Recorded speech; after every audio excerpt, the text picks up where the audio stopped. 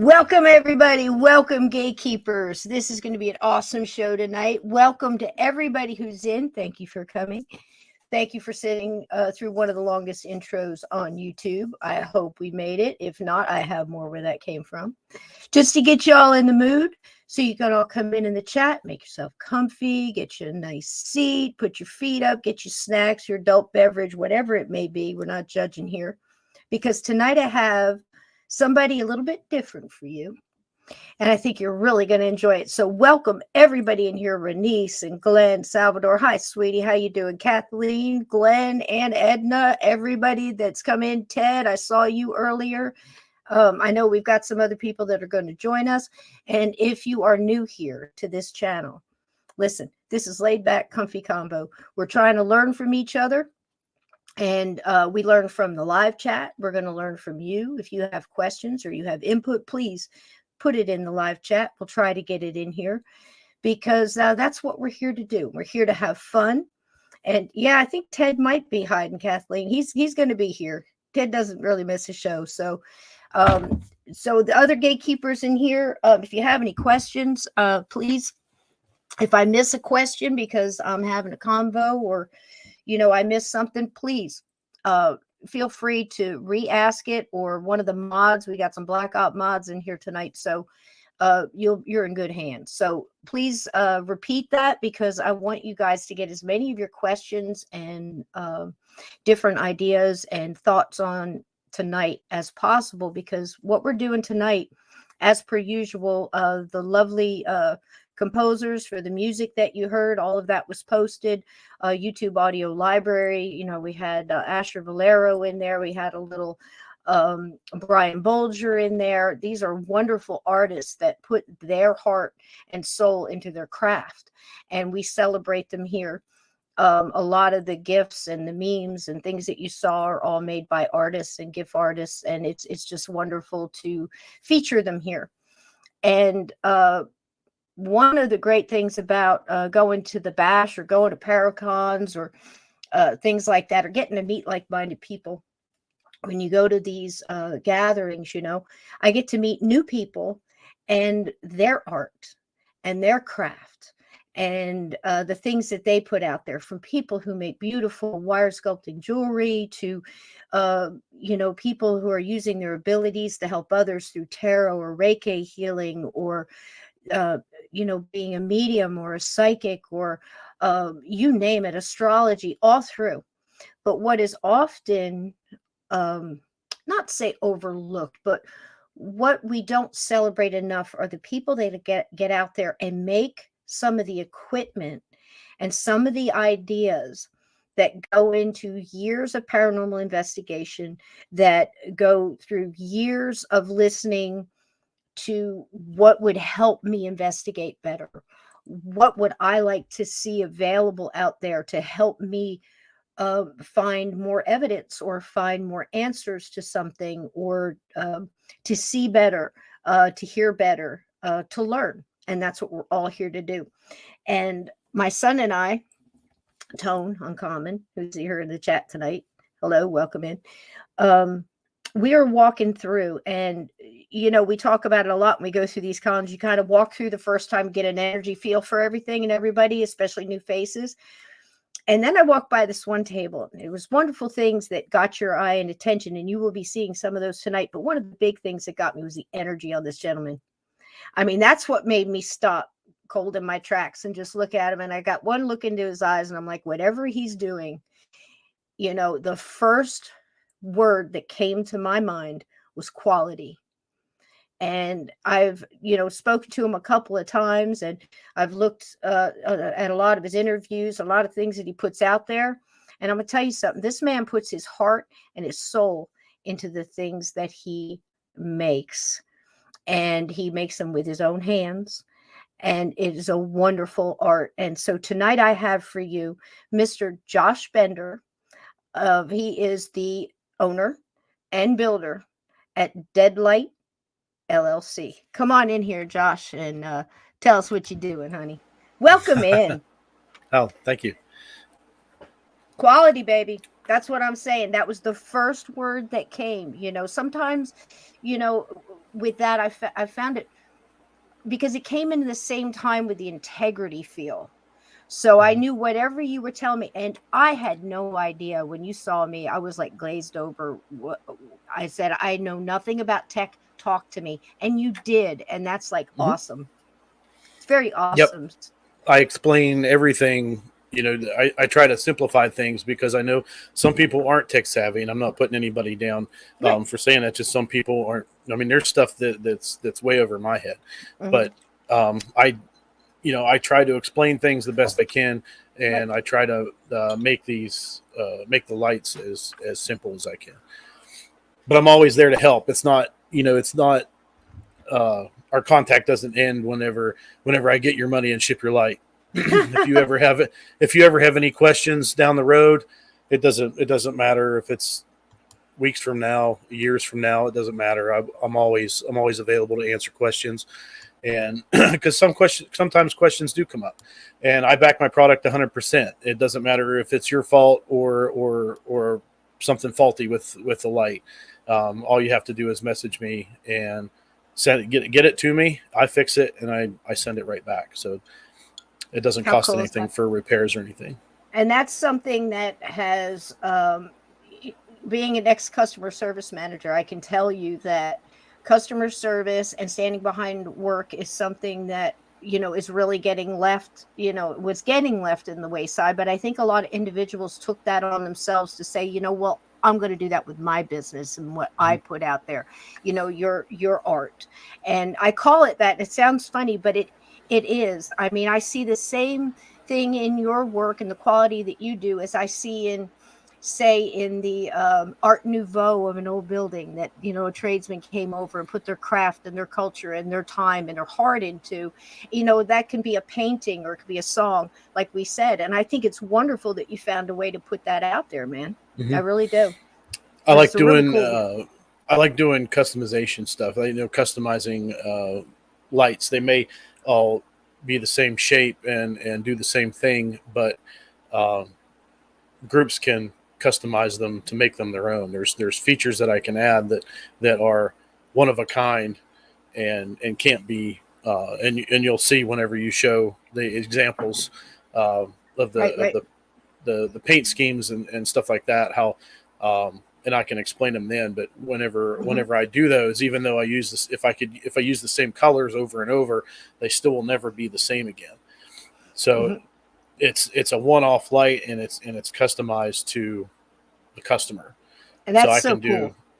Or a group. And I love the fact too that you could put like your group colors, you could do whatever you could do. I saw some that were for the Marines. I'm a vet myself, and I just think that's great. You could put, that in there, whatever means something to you. He makes it your own. And the only thing I thought was really funny, I'm like, here's a man after my own heart. Because you were talking in an interview, and I don't know if you'll remember, you might remember this, where somebody asked you to make a pink one. I didn't want to do it. I didn't want to do it. That was Missy from the group, so the group that I'm in. She did get a pink light, of course. There you go. She got it. But I give her a hard time. She wanted, she wanted a hoodie with pink embroidery on it. She wanted a t-shirt with pink on it, and it's her color. Of course, I always tell her no, but she got a pink light. She got a pink hoodie. So I will do it if it's It just immediately reminded me. You don't know me, but you see me. My son. That was my youngest. I have an older one, Jesse James. And they know their mom. And we walked into a gun store once. And gosh, can you say the G word on YouTube? I don't know. We'll see. But we walked into it, and he says, "Well, we're not here to buy it. It's her." And they pointed at me. And the guy reaches in for a Barbie pink 9mm, and they just went, "No!" But at the same time, like real, almost like in slow motion, like, "No, don't do that." Because that's just like, I'm not a pink person, but that's what it reminded me of. And I just said, okay, we're going to get along just fine. So anyhow, no offense, Misty, if you're listening. Oh, she's on there. I see. It's just so funny, but it's just everything is mine is black. It just so, and the only reason is because black goes with black. I'm tired of trying to match stuff. You know what I mean? But you're gonna see tonight. What I'm gonna do is I'm gonna show, if it's cool with you, to go ahead and show the promo. Let them know a little bit about what we're talking about here, and then we can bring in some pics and some more close-ups of some of your work and some of your designs. Does that sound good? All right, let me see if I can pull this off. You'll see how non-tech savvy I am here in just a minute. I think this will work out just fine. All right, let's see if we can get this to play. And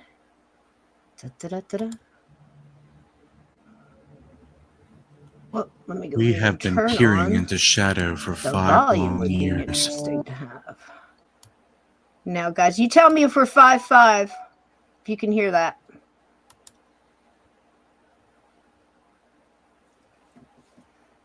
Hey, Glenn, tell me if we're 5.5, honey. Can you hear that, Josh? I could before. I can't now. All right, hold 1 second. Let me see. And you might be able to maximize the screen too. Yeah. Let me go back in 1 sec. I only became. Start that again because it's a great start. You got it? You can hear it now? Mm-hmm. Okay. We have been peering into shadow for 5 long years, struggling to see what lurks in the night. Peering into shadow. Working from the ground up and collaborating with hundreds of paranormal investigators, we have been able to develop a product that not only became the best night vision illuminator on the market, but became the last light that our customers would purchase for the rest of their lives. So good.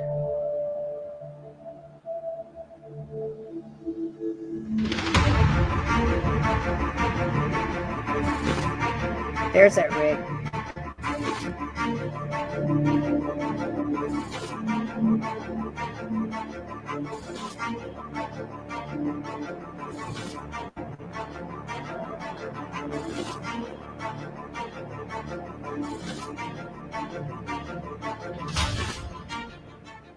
What Deadlite has done for me as an investigator has really kind of changed the gamut of how we investigate, because before Deadlite, you used to get the little wonky lights you buy off of offline and stuff like that, which sometimes didn't always work. They were really glitchy.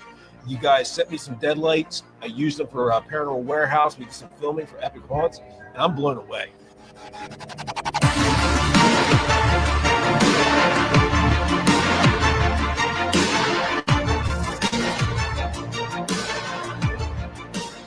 I think the quality of the merchandise that you get from Deadlite LLC, I think is top notch.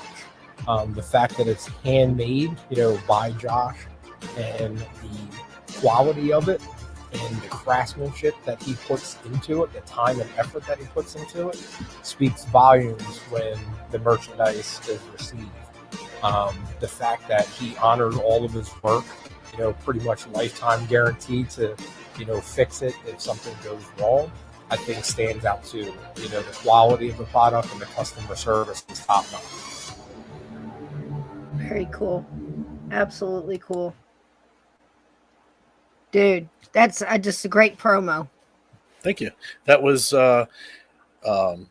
Justin, the leader of our group, founder of our group. He does all the editing for all of those things. So the trailers that I sent you, that promo video, that was all his editing.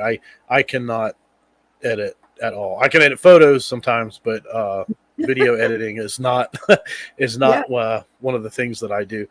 But so that was a collaboration of the whole group getting together and getting test footage and all kinds of footage and stuff for the promo video. And Justin has a vision, and he says, okay, I want to get these shots and these shots and specific things that he wants to put in the videos in the promo, and we get those shots, and then he works his magic.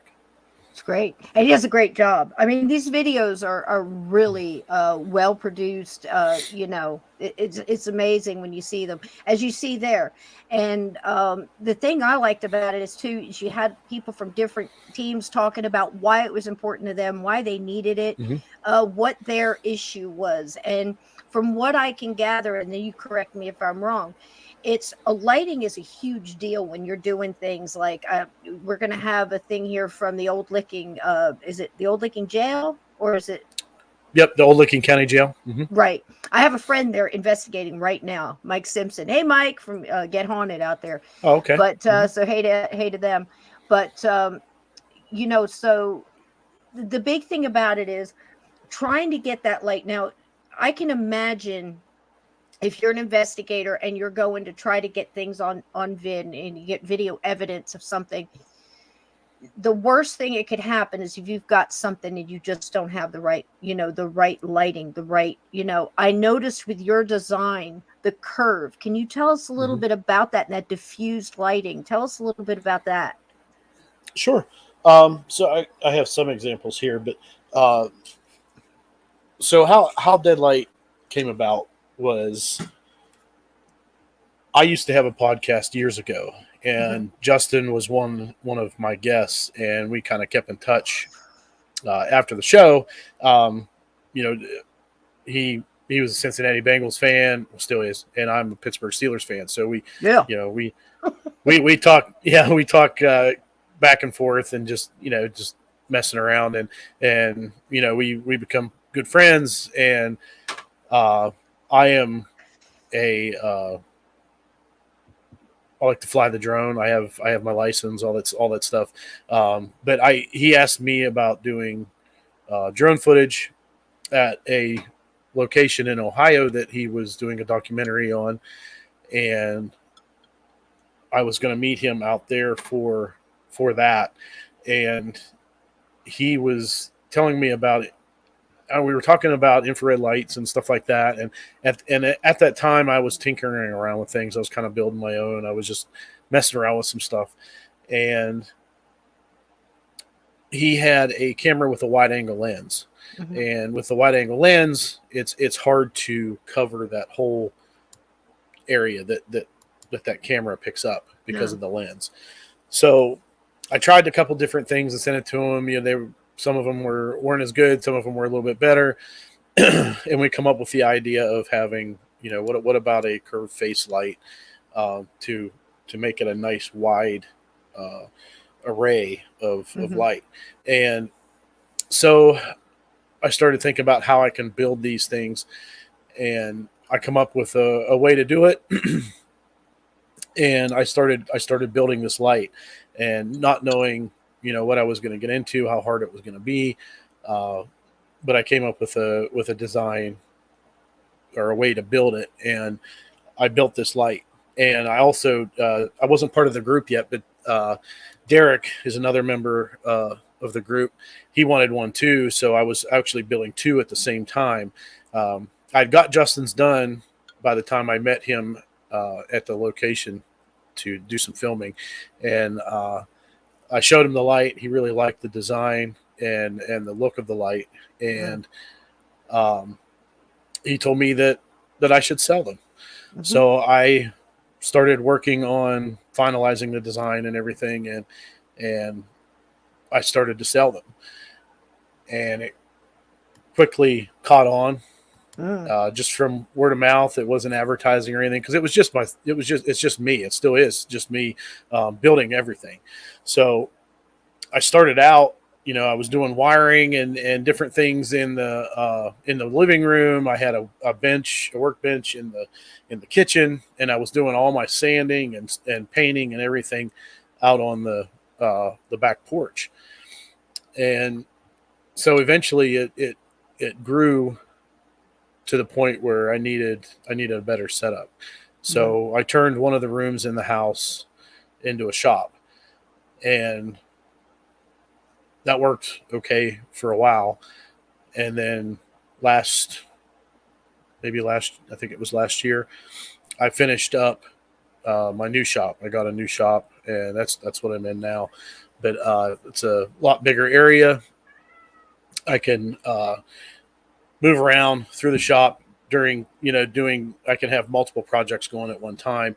In the house, I couldn't do that. I had to do one thing at a time, clean that up, and set up for the next step of the process.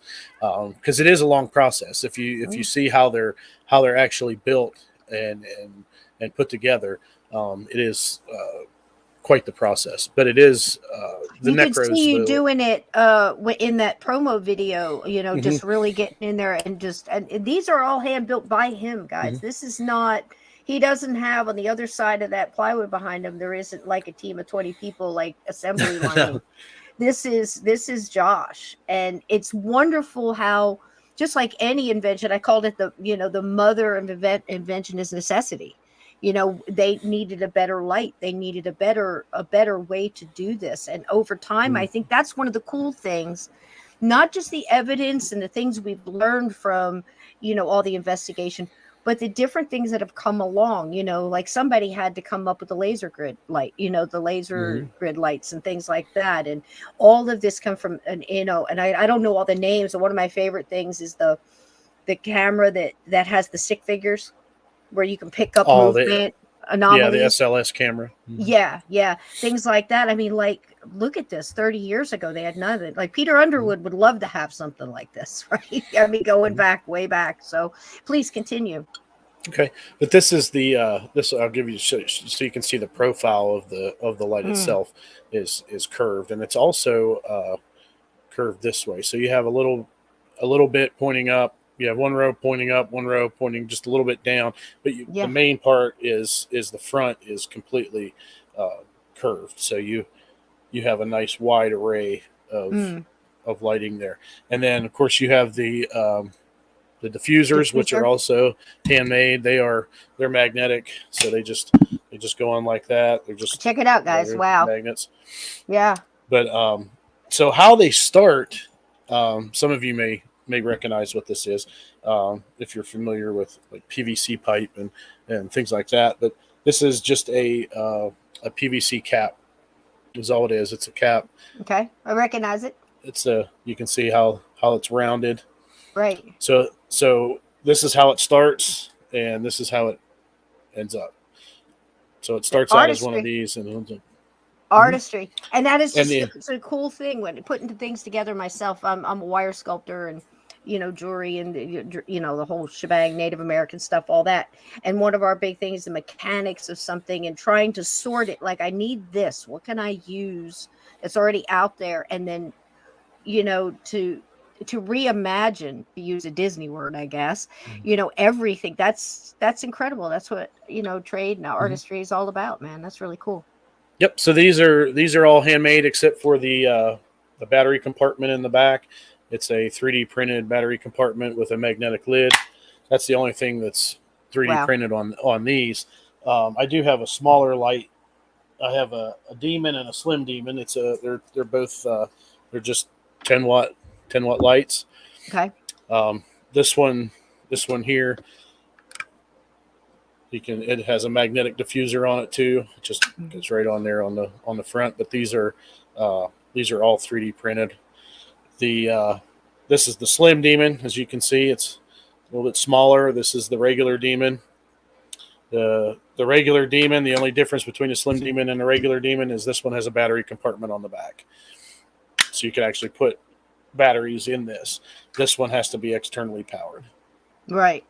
So it's now you also in that demo, I wanted to make sure that everybody knew, guys, this is so cool. If you could, I don't know if I'm jumping ahead or not. If I am, stop me. But we were talking about the rigs that you were putting together. Could you touch on that a little bit? Because I think a lot of paranormal investigators out there, guys, listen up now. I mean, all of my buddies over at Elite and Keystone State Paranormal and, Get On, everybody, listen up, because tell them about this rig. You saw a little bit in the demo, people walking around with it, and those are all custom made for the person, are they not? Yeah. So some of those rigs weren't made by me. They were put together by the other, Justin and Derek put their own together. They kind of made theirs their own, and then I have a set way of building mine. but I try to hide the wires the best I can. I try to give it a nice clean look, but there's a lot of components to it. So what I normally do is I email a list of the components, and they can order them and either have them sent to me, or they can order them all in at once and then send them to me. But there's certain parts that they can actually keep that they don't have to send to me. Like there's a 4K monitor that goes on the top of it, because of the camera that it is being used on that rig. It has such a small screen on the back, it's kind of hard to see. So we use a 4K monitor on the top, so you have a nice big screen so you can see. And the rest of it, there's a big battery, the Demon version, the one that has the Demon on it, the 10-watt Demon. There's a battery that goes on the bottom of the rig, and it actually powers the light, the camera, and the monitor all in one, just from that one battery. Now I can put the one of the Necros, the larger lights, on one of those rigs, that we kind of change it up a little bit different. I put the Necro on the light on the bottom and the camera on the top, since the light's so big. And I should have sent this to you. I can probably send this to you real quick. Sure, you send it to me. They're loving your stuff. They're telling you, I don't know if you can see the chat, but I wanted you to know that they're saying amazing product from Aunt Edna. You've got Gary in here, says, "Hey Josh, I love your lights." And he said it looks like Horry County. Am I saying that correct? Paranormal loves his products. Yep, Gary has a few lights that I built for him. I mean, it's just wonderful. The words coming through. Throw them up some bacon too, gatekeepers. Bacon is love here, Josh. So if you get bacon slung at you, please don't be insulted. Well, I love bacon, so I'll take that as a compliment. Yep. It means love here. So, and they're throwing it. So I'm gonna send this to you. You might have to fast forward through the video a little bit. Okay. But this is this would be an example of that rig that was in that video with a 10-watt Demon. And I was walking through, let me see if I can. Where were we at? Fairfield County Infirmary. Well, here comes your bacon, honey. Lots and lots of love for you tonight. Thank you. All right.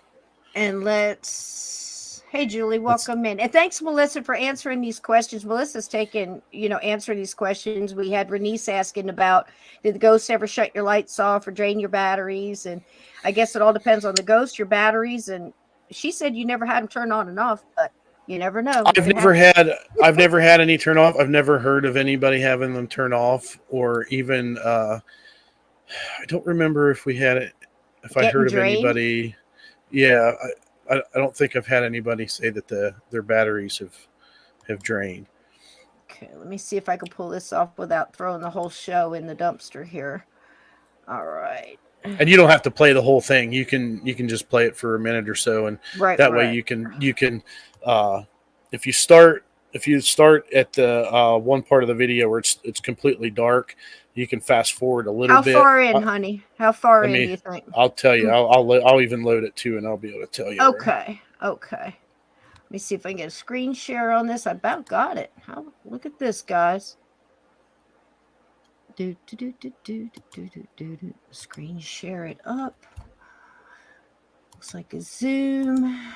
Okay. Because this was supposed to be some test footage for anything I needed it for, but it's raw footage. It's unedited, so. Okay, that's fine. All right. Now, how far do you want me to go, hon? You can go to about 54 seconds in. Let's try right about there. And you'll see it completely dark, and then I'll turn the light on. Wow. And that's just the little 10-watt Demon. Look at this, guys. Check it out. And that's just the little one. Mm-hmm. Yeah. That's incredible. I mean, that's a lot. This is a huge difference in the amount of light. I don't know if people realize how much difference is it, but I think it has also to do with the curvature of it. Well, that one doesn't have a curve. That one's just it flat. doesn't? So, yep. Okay. So that one's just a flat one. That one's That one's just this little 10-watt Okay. little 10-watt demon Okay. light. So Yeah. that's And not even the one that has the Is curve. that why you called it a demon light? Because when the eyes reflect, it looks like demon eyes in the background. Two That's- red eyes in the back. Is that That's why? Yeah, that's why I would call it the. That's the demon. funny. I Mhm. picked right up on that. Look at that. Look at that. Yeah. Test footage. That's And amazing. I actually changed the diffusers on those, so it helps a lot with the smoothing everything out. With a Yep. flat light, it's hard to illuminate everything because it's flat. With the curved face, it really illuminates better. And I don't know if I'm going to send you a couple more pictures because Sure, I don't honey. think I sent these to you either. We And have this is paranormal investigators here tonight from Canada, UK, Scotland. They're all over the place. So Awesome. they're also I going to actually want to have- know, can they get shipping out that way? I mean, you can yes, work with them? I'm actually finishing up 2 lights this weekend. That those are going to be the first 2 lights that I've ever shipped to the UK, and I can explain that too. How I'm going to do that, because shipping is not It's is not easy. cheap. No, it isn't. It isn't, and we run into that a lot too, where people try to just get get more things instead of getting a lot of little, get it all in one big thing or whatever. But that sounds amazing. And they're saying, Aaron from the Radio Vault here, he's saying the color is nice to see. So I'm wondering now, do the colors have something to do with that too? Is that something that people can do? Is it easier on the eyes, or is it easier to pick up certain things? Well, with the video you just saw, That was like a purple kind of. yeah, because it's like the lens that I put in, it doesn't have the IR filter, so it makes it like a full spectrum light. So that's the hue that camera shows. Okay. So some like Canons, sometimes I think they're black and white. They'll show black and white. Okay. The Sonys and some of the other lights will be like green. Yeah. And if you look at those pictures that I sent you, it's Okay. not really either of those colors, but the 2 in IR, those are at Waverly Hills, and that is using a 40-watt necro, which would be this one right here, 2 rows of IR, and that's using the camera we're using is a modified SJ4000 camera, which is like a GoPro knockoff. I think I got them.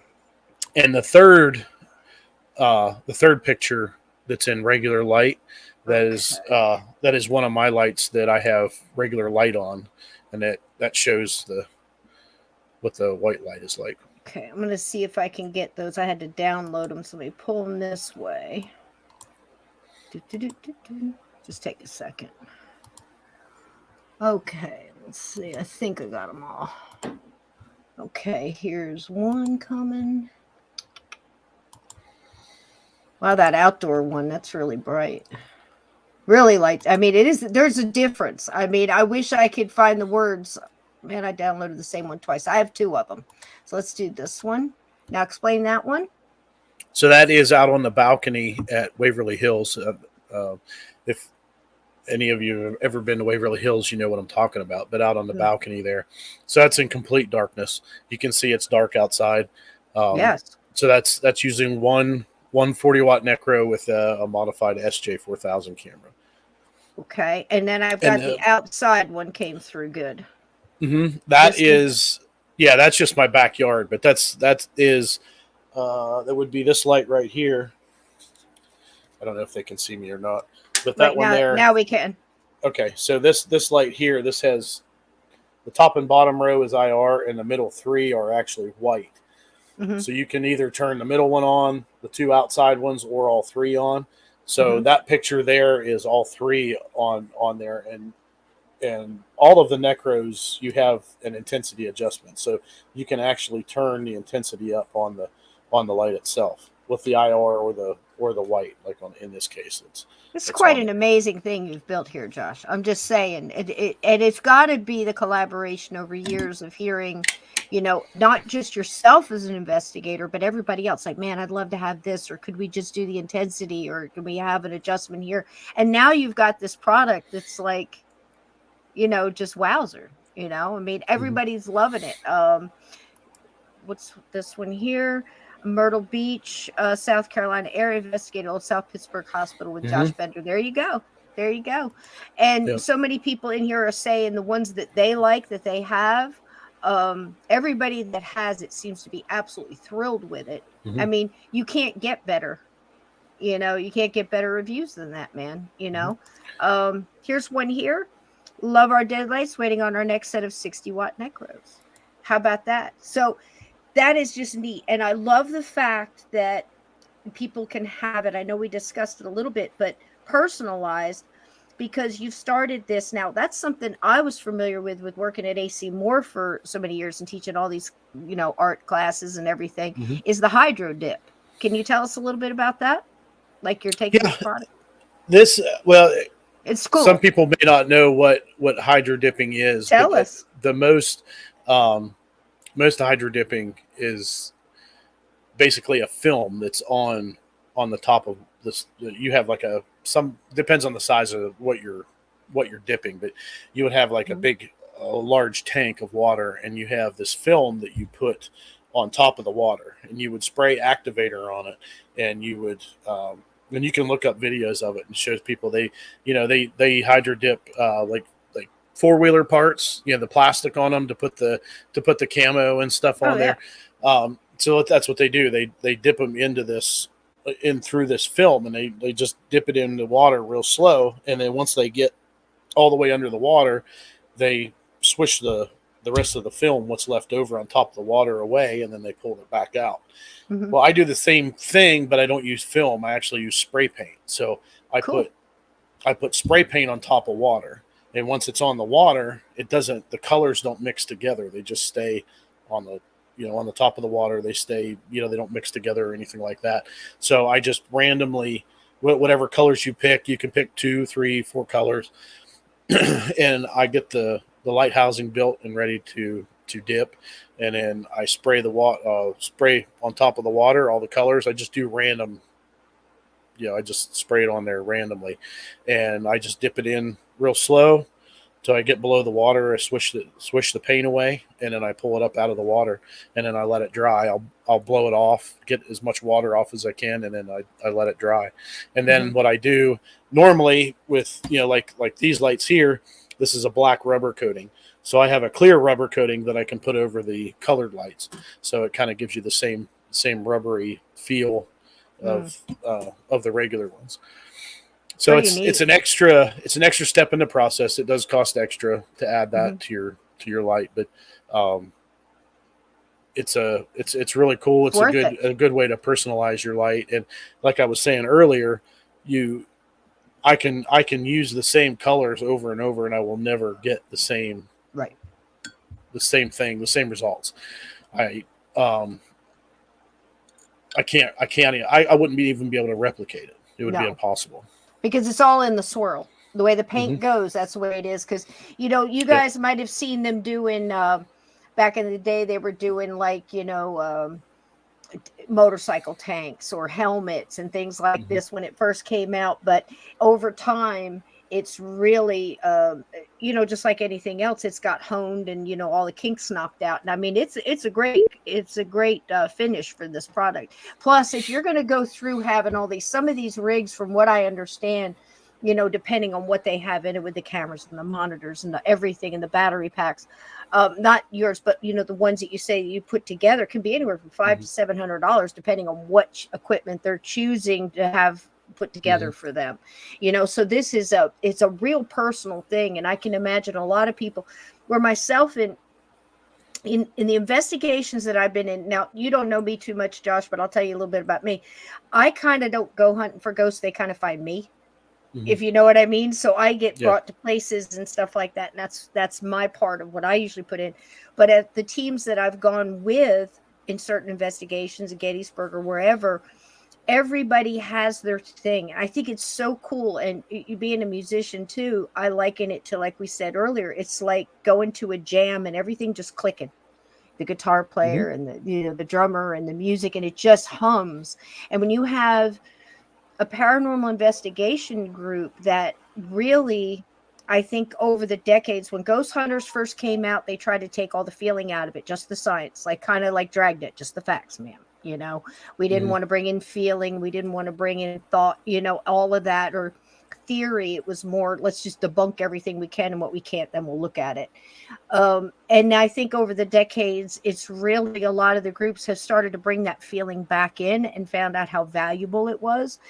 So now you've got mediums and people, empaths, and people with different sensitivities and abilities, also walking with people that their ability is that equipment, and that might be, one specific type, and I just think it's wonderful. You're in a group, and would you like to talk a little bit about the group you're in and Sure. the things you've done? I'd love to hear it. Sure. The group that I'm in is called Interface Death, and that was formed by Justin Brown. And I don't remember how many years he had it before I joined, but I don't even remember what. Yeah, Derek and Missy are in the chat. They can tell you what. Tell us. They might be able to tell you whenever I joined. Well, I joined right after I started Deadlite, so it was probably 5 years, 6 years. Yeah, it's been 6 years now. Yeah, so. Time flies when you're investigating, hon. And we don't just investigate. We film documentaries. So that kind of spoiled me, because I like photography. I like doing drone photography and setting up time lapses and stuff like that. So it's not just the investigation for me. It's the photography. It's the setup. It's all the production meetings beforehand, and getting there and hitting the ground running. Just we all have our own job to do whenever we get there. Justin and Derek are getting B-roll, and I'm doing drone footage and setting up time lapses. Derek sets up time lapses as well, and we all kind of we see each other in passing whenever we're all we're scattered out everywhere trying to get this footage for the documentary. And then by the time it gets dark out, we're setting up for the investigation and to film the investigation. So it's tiring, but it's also fun. It's just investigating isn't really enough for me. And the filming part is actually I'm more interested in that than the actual investigation. Most of the time, I like experiencing the location. So I don't mind when it's quiet at a location, or we don't have any experiences or nothing happens, and which happens, and it's okay, because I'm experiencing a new location, and we're filming. We're all friends, so we're having a good time, and so you're in your it's element, a combination of everything. And everybody's in their element. Again, I liken back to the bands, because when you're in your element and you're enjoying what you're doing, it all just meshes like that. It really shows, Josh, in these documentaries. And I'm going to go back. I have to admit, I didn't get to watch any of the whole documentaries. I skipped through a lot trying to gather information and trying to get my footing. But I was so impressed with the quality of the production of these. And that's why I sent you the trailers. They're easier beautiful. to look through and kind of get an idea what they're like. Right, right. It's funny. They love you, Josh. They love you. Sarah loves you. Everybody's loving you. You got all the bacon you could ever want. You get to take all that home with you free of charge, by the way. So there you go. BLTs for life. It's funny you mentioned the band, because before Justin formed Interface Death, the paranormal group, Interface Death was actually supposed to be a metal band. Okay. And it never happened. So he used Interface Death for the name of the paranormal group. And it seems like the paranormal group is where that's the band that was meant to be put together, because that's just, it works. It works. Guys, we're going to show you these documentaries, and I want you to get a taste of it. But first off, I want mods to grab Josh's Facebook. It's Deadlites LLC on Facebook. Share that out. You're welcome to share out the YouTube video where these documentaries are. Please do. And also, what I want you to do is share out this video to any of your paranormal groups, your friends, everything else, because look, we are way past that whole, my group's better than yours. This is para unity. We're all learning from each other. And, some of these groups just have it down to where they are encompassing everything, the history of the location, the feel of the location. Josh is getting these wonderful drone footage where you see the whole location and then everybody in there doing their thing. It's wonderful. And we're going to show some of it. Thank you, mods. They're sharing out your links now. Is there any other link to come to you? How, if somebody wants the equipment, what is the best way to contact you and get information on the equipment so they can start customizing and thinking about what might be the best fit for them, Josh? Well, I don't have a web page. I do everything through the Facebook page. So there it is. So the best way to inquire about a light is to message the Deadlite page. So I take all orders through the messenger. So it's that way because I get to talk to every single customer that I help out. So everybody that orders or messages the page, they're actually talking to me. Justin will jump on once in a while because sometimes at work I can't answer. But once in a while, if he's not busy and I haven't answered in a while, he'll at least acknowledge the message so that I like to respond as quick as possible. But there's times because I work full time, right? So I work full time. I work a lot of overtime. It's kind of sporadic. Sometimes it's kind of unpredictable. But so I do this in the evening. So this is what I do in the evenings. But it's wonderful.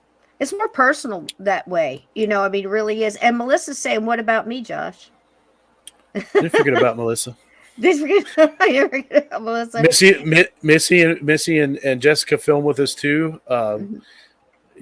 Missy and Jess help us out a lot. I mean, they may not always have the camera in their hand until the investigation, but it's a lot of their footage as well that gets thrown into the documentary. So there's mainly 5 of us. So we have Justin, he's the creator and the editor and the head of he does interface wonderful staff. work. Yes, he really does. Does very good. And I got to say something about you, Josh, too. I mean, you're the first things out of your mouth was giving everybody else credit for the work they do, for the input they put into things. That's number one. And like I said, that word that came to me, quality and integrity. It was like, boom, I can read energy like nobody's business. You know what I mean? And it's just something that little filters when you're walking through a place that's got that many vendors and that many tables and, all of those different energies walking around and stuff. Some people's energy just reach out and grabs you. And I said, man, I got to talk to him. And it was great that you spent that time talking to us. And I said, myself, I don't understand any of that, but I got something I can do for you, Josh. We can get you out there to people who are going to get this and are going to, want this. And here's one here, Gary, again, he loves your stuff. I love my 20, 40, 60 watt neck rose. And I have 3 of them. And he says he loves to tease you with the lights. What's that? What's he talking about? I show him new stuff whenever I come out with it. And, if I do a custom light, I'll send him a picture of it. Right. But he all his lights are just a regular black rubber coated. He got all of his, but basically before I started adding all these extra. Well, now features. you got to get one dipped for you, Gary. I don't know what your colors will be, but you got to get one dipped now, or you don't have the latest. So you got to keep up with it, right? You got to get the newest, best thing. But I wanted to show these again before we get into the documentaries because I just think it's wonderful work. People don't realize how much goes into this, and I think it's great that you're taking stuff and trying to, with the PVC cap and all that. It blows my mind. It really does. But here's some good close-ups of what the hydro dip looks like. I'm guessing that this one's the white and the black and the blue. Really cool. And this I wanted to talk about real quick if we could. Ted, you're going to have to cover your eyes. Ted can't handle clowns or dolls. So Ted, cover your eyes. To go take the dogs out for a walk for a second, honey, and we'll be right back. But these stop you cold in your tracks when you walk by. And I said, that was one of the first things I said to Josh. I noticed the dolls and I said, wow. And again, he said, I don't make these. This is now who makes these? So the pumpkin is made by Darren Smith. He is one of the guys that runs the paranormal side of the old Licking County Jail. Okay. So he makes these. He makes those by hand. Those are all handmade.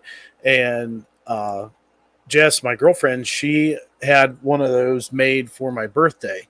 And Derek, he actually 3D printed the Deadlite logo inside the mouth, and then gave it to. See, Darren joined us at Fairfield County Infirmary, and that's when Derek gave him the logo that he 3D printed, and that actually glows in the dark. But the pumpkin's green, and the lighting looks like that because the paint on the doll's face is actually UV activated, so it's black light. It gets it gets brighter whenever it really pops whenever you put the light on. But this was like a Halloween picture that I put together. I gathered the leaves from outside and put them on the workbench. But if you look in the mouth of the pumpkin, I got a bunch of candy in there. Oh, very cool. Very cool. Darren does all kinds of really cool pumpkins like this. And the doll is Terry Long, and she used to help out at Old Licking County Jail. Her Terry and Darren are really good friends, and she makes these dolls, and she works her magic on these, and they're just phenomenal. If you look at Long Gone Dolls on Instagram, you'll be able to see the dolls that she's made. And when she makes one and she puts it on Etsy, it's gone. Really soon. Yeah. That's great. And Long Gone Dolls on Etsy. But the reason behind this doll is Justin actually came up with the name for the company. We were kind of passing around some ideas, and how Deadlite came about was the movie It. Pennywise's original form is called the Deadlite, and that's where Deadlite came from. So the doll is painted and dressed up kind of like Pennywise. So that's what the doll looked like before, and then that's the doll after she worked her magic. But the doll was a process too, because I wanted a female doll because I wanted to name her Penny. So that's why it's just a female doll, but she resembles, it has the Deadlight colors, the lime green, and resembles Pennywise. But the clothes for the doll, my aunt makes American Girl doll clothes. Oh, wow. Okay. And she actually, I talked to her about it, and she actually used, I think, 6 or 7 different patterns to make that dress. And she made the dress, and I sent the doll and the dress to Terry, and she distressed the dress. And she actually made the shoe, or she didn't make the shoes. She got the shoes, and they're really cool because I don't know if I sent you a picture of the shoes or not, but I can show you because I have Penny behind me here. Here she comes. So her shoes are like canvas shoes. Right. And she put the little bump fuzzy ball on the end of it, but she stained the heck out of that dress. Her coffee stained it. I mean, it's wonderful. Yeah, because there's a lot of work in this. It was completely white, and but the amount of detail that goes into these is incredible. Yeah, she does incredible. Work.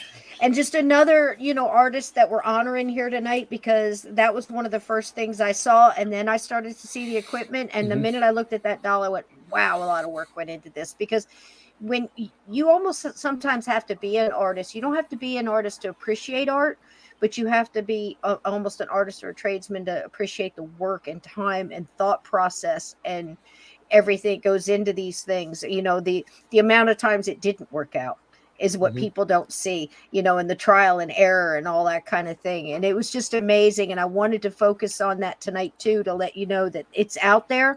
So, listen, guys, you got Christmas coming. You got Hanukkah coming, whatever you might celebrate, whatever's coming up.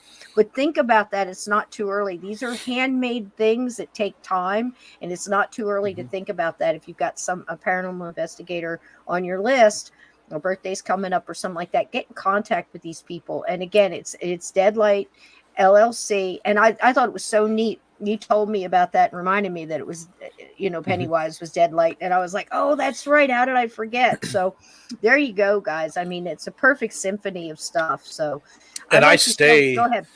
I stay 3 to 3.5 months behind too. So it's good to order ahead. And it's better than what it was, because it has slowed down. And I kind of understand that, because things getting more expensive, right. COVID, all that stuff. But back in 2020, for 2 years, so probably from 2018 to 2020, I was anywhere from 7 to 7.5 months behind. Wow. And people were willing to wait, and I was willing to put them down on the list. And the thing is, I put names down on the list and their orders, but I don't take any money. I don't send out any invoices until their order's ready to ship. Because in that amount of time, things can happen. Something happens, and because I've had it happen before, and I come up on somebody that they're next. I message, I usually message about a week ahead of time to make sure it's okay to start on an order. Right. And I haven't talked to this person in that amount of time, and maybe it slipped their mind because they're dealing with some things, and maybe they can't afford it now because they're dealing with something else, or maybe they changed their mind, or they want to change something. They want to change their order. So I don't take any money until it's ready to ship, because then I don't have to worry about refunds or anything like that. Right. I can message them if they don't want it. I mean, that's completely fine. I just move on down the list. Right. Or they might even ask, like, I want it, not right now. Just move me down a couple names on the list, and maybe by then I'll be ready. You could probably do that too. That's probably happened. So don't hesitate, guys. If this is something you're thinking about doing, get in there, quick, get on the list. And, if it doesn't happen by Christmas, get a picture from Josh and put it in their stocking and go, this is what's coming in a couple of months, because the man is making it with his own 2 hands. It's going to be the only one exactly like it, and you're going to have it. And I think with Josh, you're in great hands with that. And that's, I think that's wonderful. Oh, he said Gary says that's why you hate him, LOL. Does he keep moving down the list? Gary hasn't ordered anything challenging. He is so far stuck with I don't want to call them the basic lights, but the standard look and everything. You gotta get you something dipped, Gary. I'm telling you, get it dipped, man. I have a let's show you an example. This is one I just finished up. So this is done in vinyl and everything, but very cool. As long as the logos are simple enough, as long as there's not a lot of detail, I can put logos on the lights, and sometimes I can work things out with the 3D printer, creating things, and just all kinds of different things. You never know. If I can't do it, I'll tell you I can't do it. But most of the time, if the logo is simple, I can put it on on the light. But just to go back to what you were saying about giving people credit, I know I'm the only one that builds the lights, but the company and even Interface Death wouldn't be where it's at without it's just not one person. I can't take I can take credit for building things and for figuring out how to build something custom, but to get to this point and Interface Death, it's all group effort. It's everybody involved to make that happen. It takes everybody to put that together and to put take all the footage and everything and put that together for Justin to work his magic. So it's not it's not any one person. And even the some of the ideas and features that I've come out with, it was things asked from customers, and Justin has lots of ideas, and sometimes the ideas pan out okay, Mhm. and they work out great, but sometimes it may not work like we thought. Trial So and we error. kind of go Yeah. back. That's yeah. So there's a lot of testing that goes on with And that's these the things. point. But That's why it's also great that it's 5 years into it, because at first you're trying out stuff, you have an idea and you're putting it out there and you're really not sure. Now you're at the point where you've got it down to something that works for you, a smooth Mhm. running thing to where you have an idea how long it's going to take you, still keep it on a full-time job and overtime and Mhm. things like that. And I would get the feeling from speaking to you that you don't rush anything through this, you don't speed thing, and you don't want it set up to where you'd have to do that. Say you have a no, Christmas rush, no, there's because it's going to screw up, I rushed to get things ready for Gettysburg, and I even started 2 months early because I Wow. was trying to get those things ready. Plus, I was trying to get orders done before I left. So I was that whole It's a week lot. before Gettysburg. I mean, I was up till 2, 3 o'clock in the morning Oh man. trying to get things done. And this light here, I'll show you this light there. It was I had it displayed in Gettysburg, but this is one that I designed and built. And I had troubles with the 3D printers all week, and I was fighting those, and I got it. Like this isn't even the print quality that I normally put out, but it was enough to make a demo to show and so that we could test. But this is just a regular this is white light. This is just for like videoing, just like a video light. Mhm. And it has a magnetic diffuser on it as well. There's 5 LEDs on it, and it can be powered externally, and it can be powered by a battery pack that I I think this is designed. so neat too, guys. I mean, pay attention to this. I thought this was so neat because, man, I'm guessing when you're out there and you have the choice to put in batteries or use a battery pack in some of these things. I mean, you were discussing it with me about how long different ones last. And if you're on a long investigation, you don't want it cutting out in the middle. I mean, all of these little features are really important. And I just, it's amazing. Go ahead. I'm sorry. I mean, it happens when batteries die, and to make it easy to change them out real quick is the best I can do. I can't guarantee they're going to last all night, Right.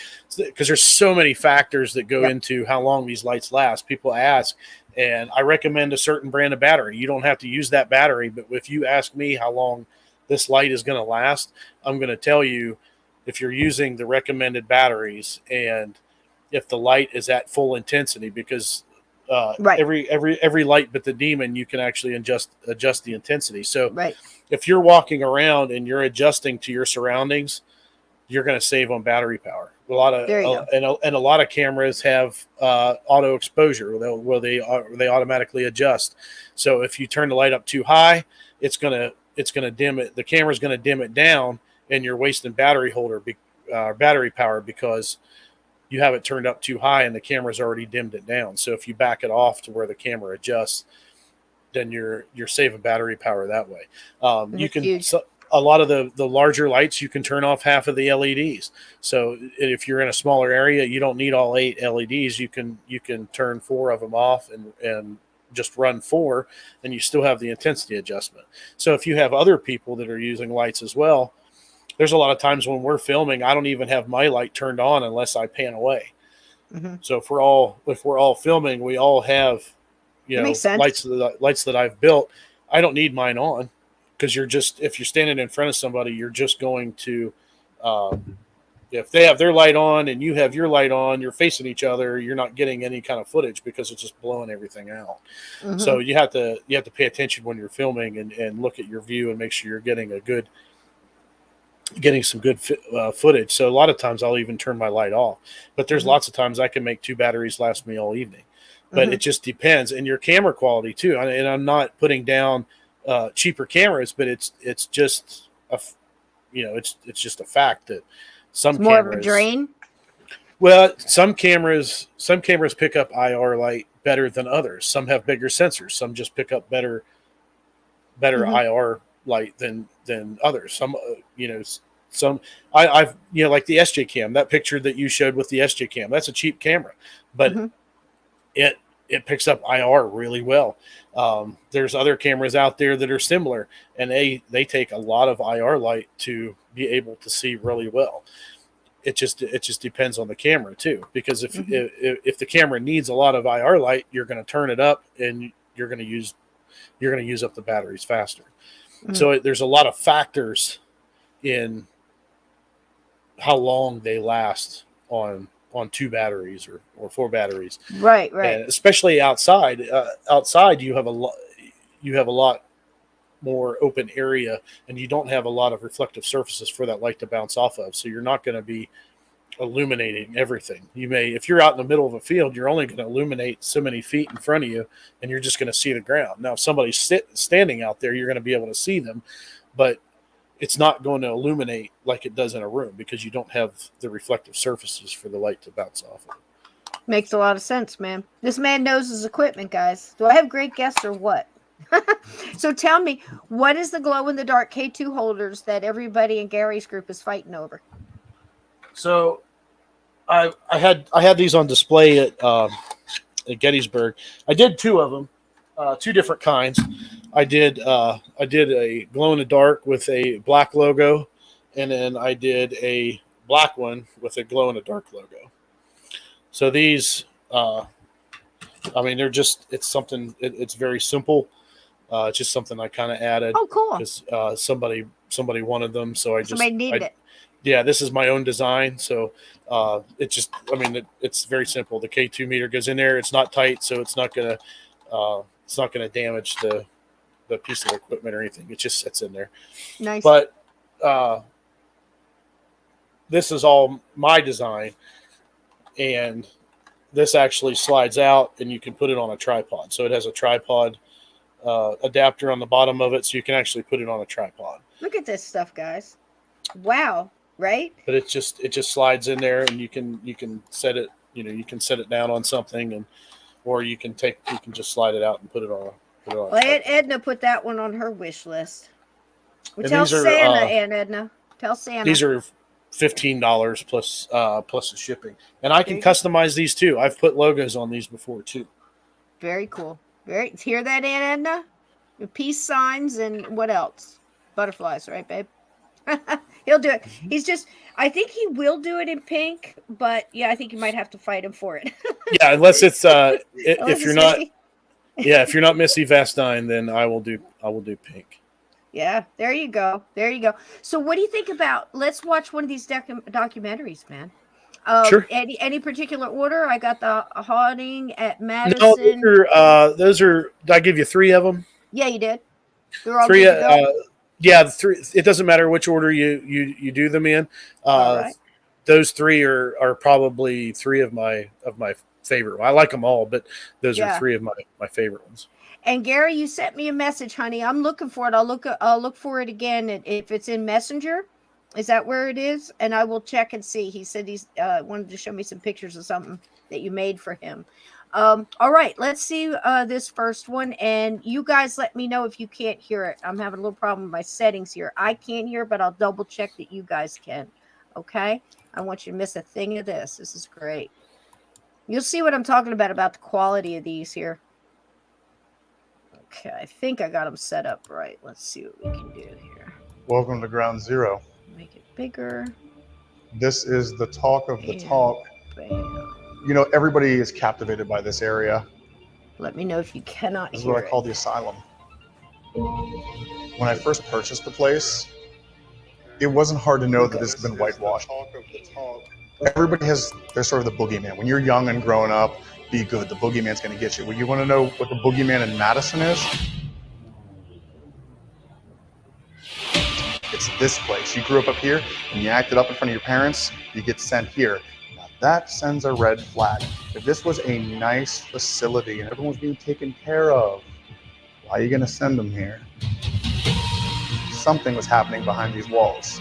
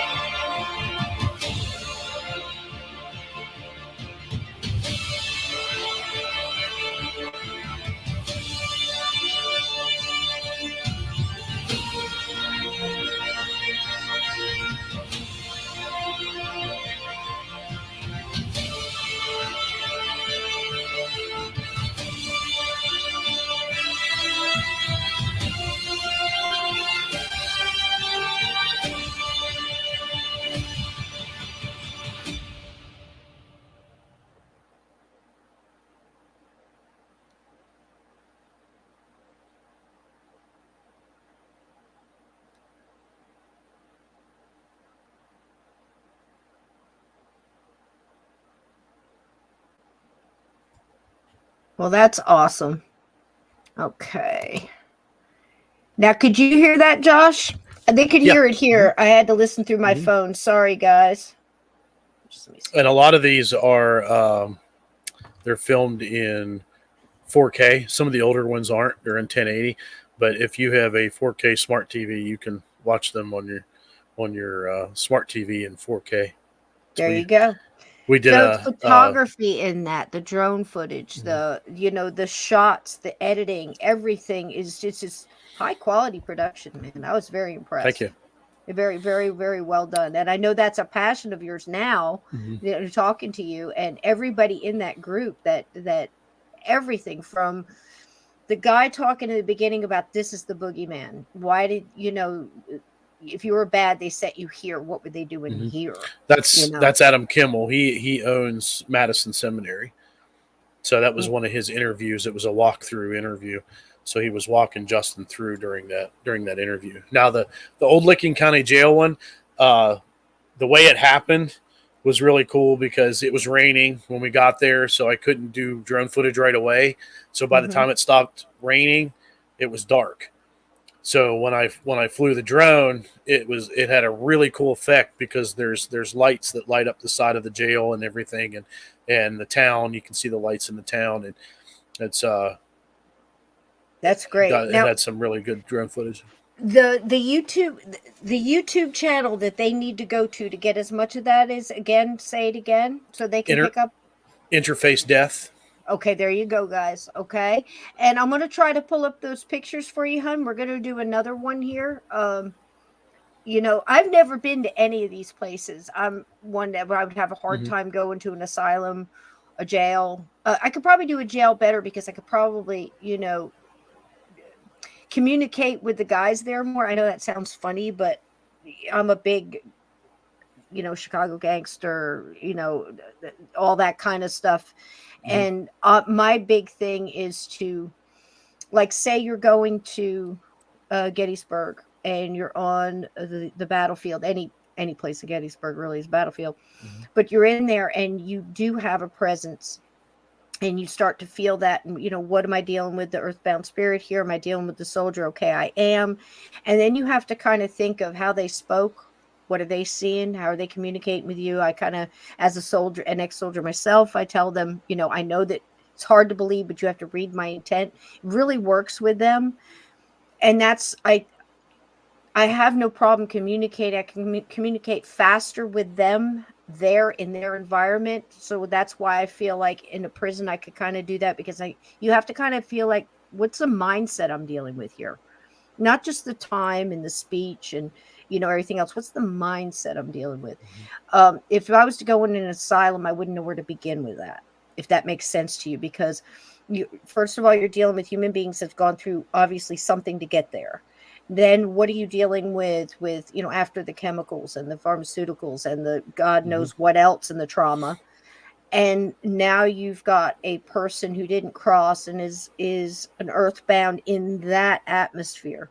That's very right. It's kind of like visiting a Walmart for me, if that makes any sense, because there's so much energy and it's all erratic. And you have the abuse also. Yes. There's a lot of abuse in a lot of those asylums too. So much. And you have to imagine, how are they even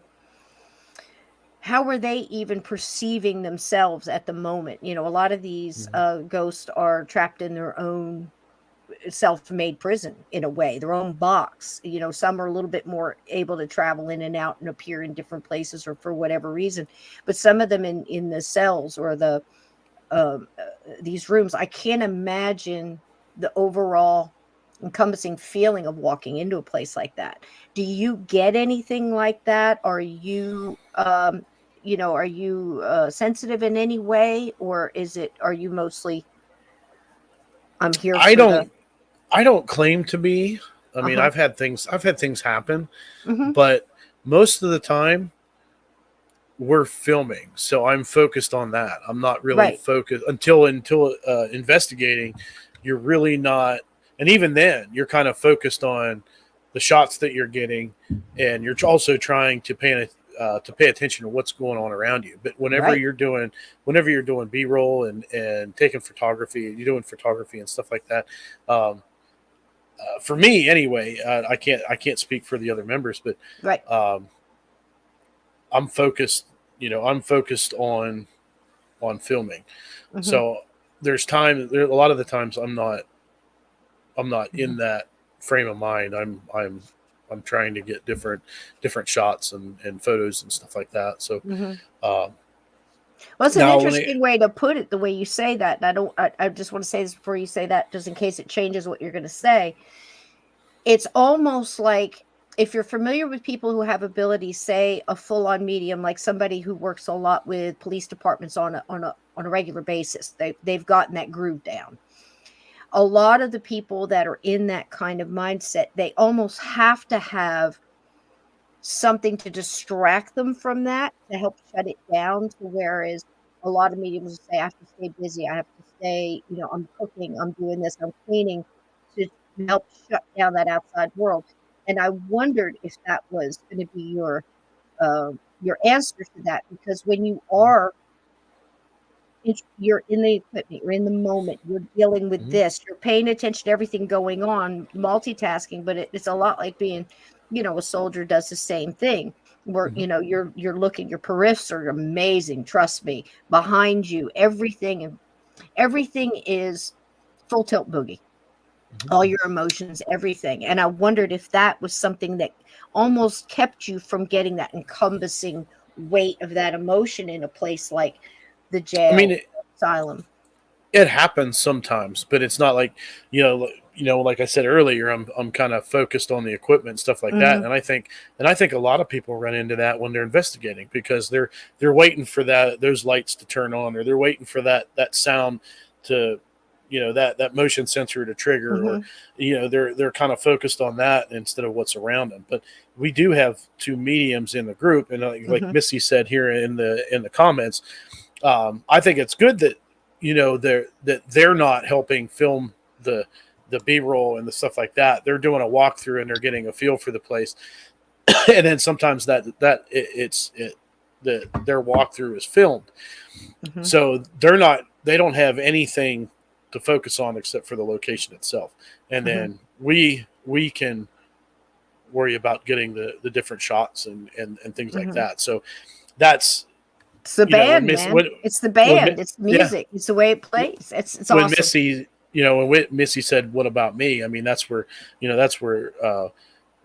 Missy and Jessica would come in, where Mhm. they're not doing the filming at first, so they're Mhm. doing their walkthroughs, and so that's what I mean whenever we get there and we hit the ground running. So we're Mhm. setting up equipment to get B-roll and stuff like that. So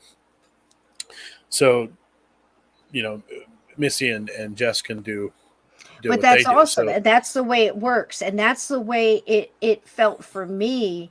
And of course, when one of my first couple of ones that I went with other people investigation, it was just understood. Everybody had their equipment, everybody, and this wasn't a group that they had worked together before, but it was parts of lots of groups coming together and bringing their specialty to it, and nobody had to say anything. Everybody knew exactly what they were doing. Everybody had their time to put in their personal touches of what they were, interested in doing, what they were focused on. And again, those were some of the best investigations with the most amazing things happening. And I think it really has to do with that energy that group is putting off too. I mean, you go in there kicking indoors and going, knock 3 times on the wall, prove, show yourself. We've all seen on TV how that turns out, folks, but and it's never good for the individual you're yelling at, because it goes for people too. Let's remember that. But Gary is saying, ask you about the little boy you saw at the hospital. So we were at Old South Pittsburgh Hospital, and it was a group of us. We were just meeting for this first time, and that might be Just Justin. I'm not sure. It could be Justin or Derek. Yeah, it's just, I just picked him up on the street. He was, and I brought him here on the show. Yep. Welcome in, Interface. You could do So some great stuff. that is the Mhm. the group. If anybody was wanting to know, that is the group, Wonderful. the YouTube channel to check out. There you go, guys. Wonderful stuff, Interface. We're glad to have So you. we were at Old South Pittsburgh Hospital, and I don't know if you still can or not, but this is back before they cleaned it up, before the new people came in and cleaned it all up and made it a better Okay. place. I mean, the red car was still in the hallway. There was a red car that was jammed in the hallway of one of the parts of the building. What? But there was certain rooms, and this was in the summertime, so there were certain rooms that had air conditioning and everything, and they had mattresses on the floor so that you could actually sleep. Gary and I were in one room together, and so the beds were in, like when you first walked in the room, there was a bed on the floor right to the left, and then there was a bed on the other, up against the wall on the other side. And I took the bed that was in the far corner, and Gary took the one that was right inside the door. And I remember we were getting ready to go to sleep, and I was gonna set a camera up, and I'm like, I was beat, and I didn't set a camera up. So, and I slept. I don't know how I did it, but I slept through the whole thing. But apparently a little boy woke up Gary, and Gary was screaming and everything. And then some of our friends in one of the other rooms, it actually woke them up, and they heard it, and they came over, and I slept through the whole thing. I was Wow. laying there. But Yeah. there was a little boy that I guess it shook Gary awake. I can't remember exactly. It was probably 6. Was it Gary? Like 6 years ago, maybe. So Now, it was a while this ago. was in the hospital. Now, this hospital, I mean, can you tell me a little bit about the hospital, where it is? I'm not even familiar with where it is. That is in South Pittsburgh, Tennessee. Okay. In Tennessee. Okay. Mhm. All right. Wow.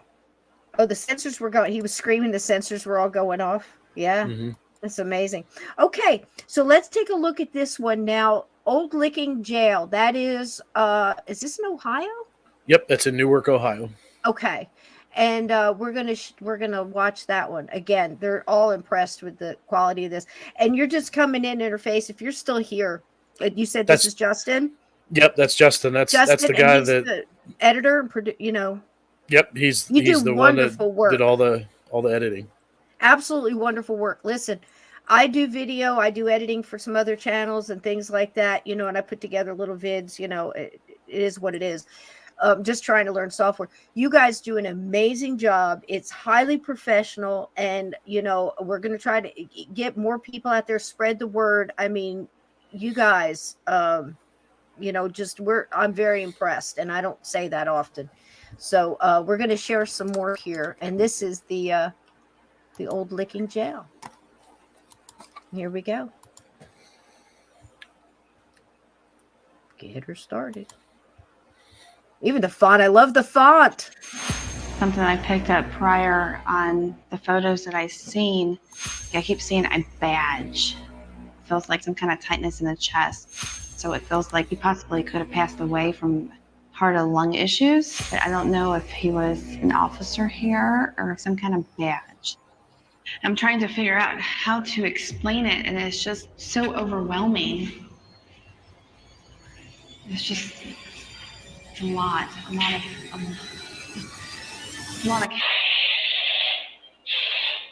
Whoa. Okay, we're just stopped. Look at that. I just got a complete shutdown of my equipment.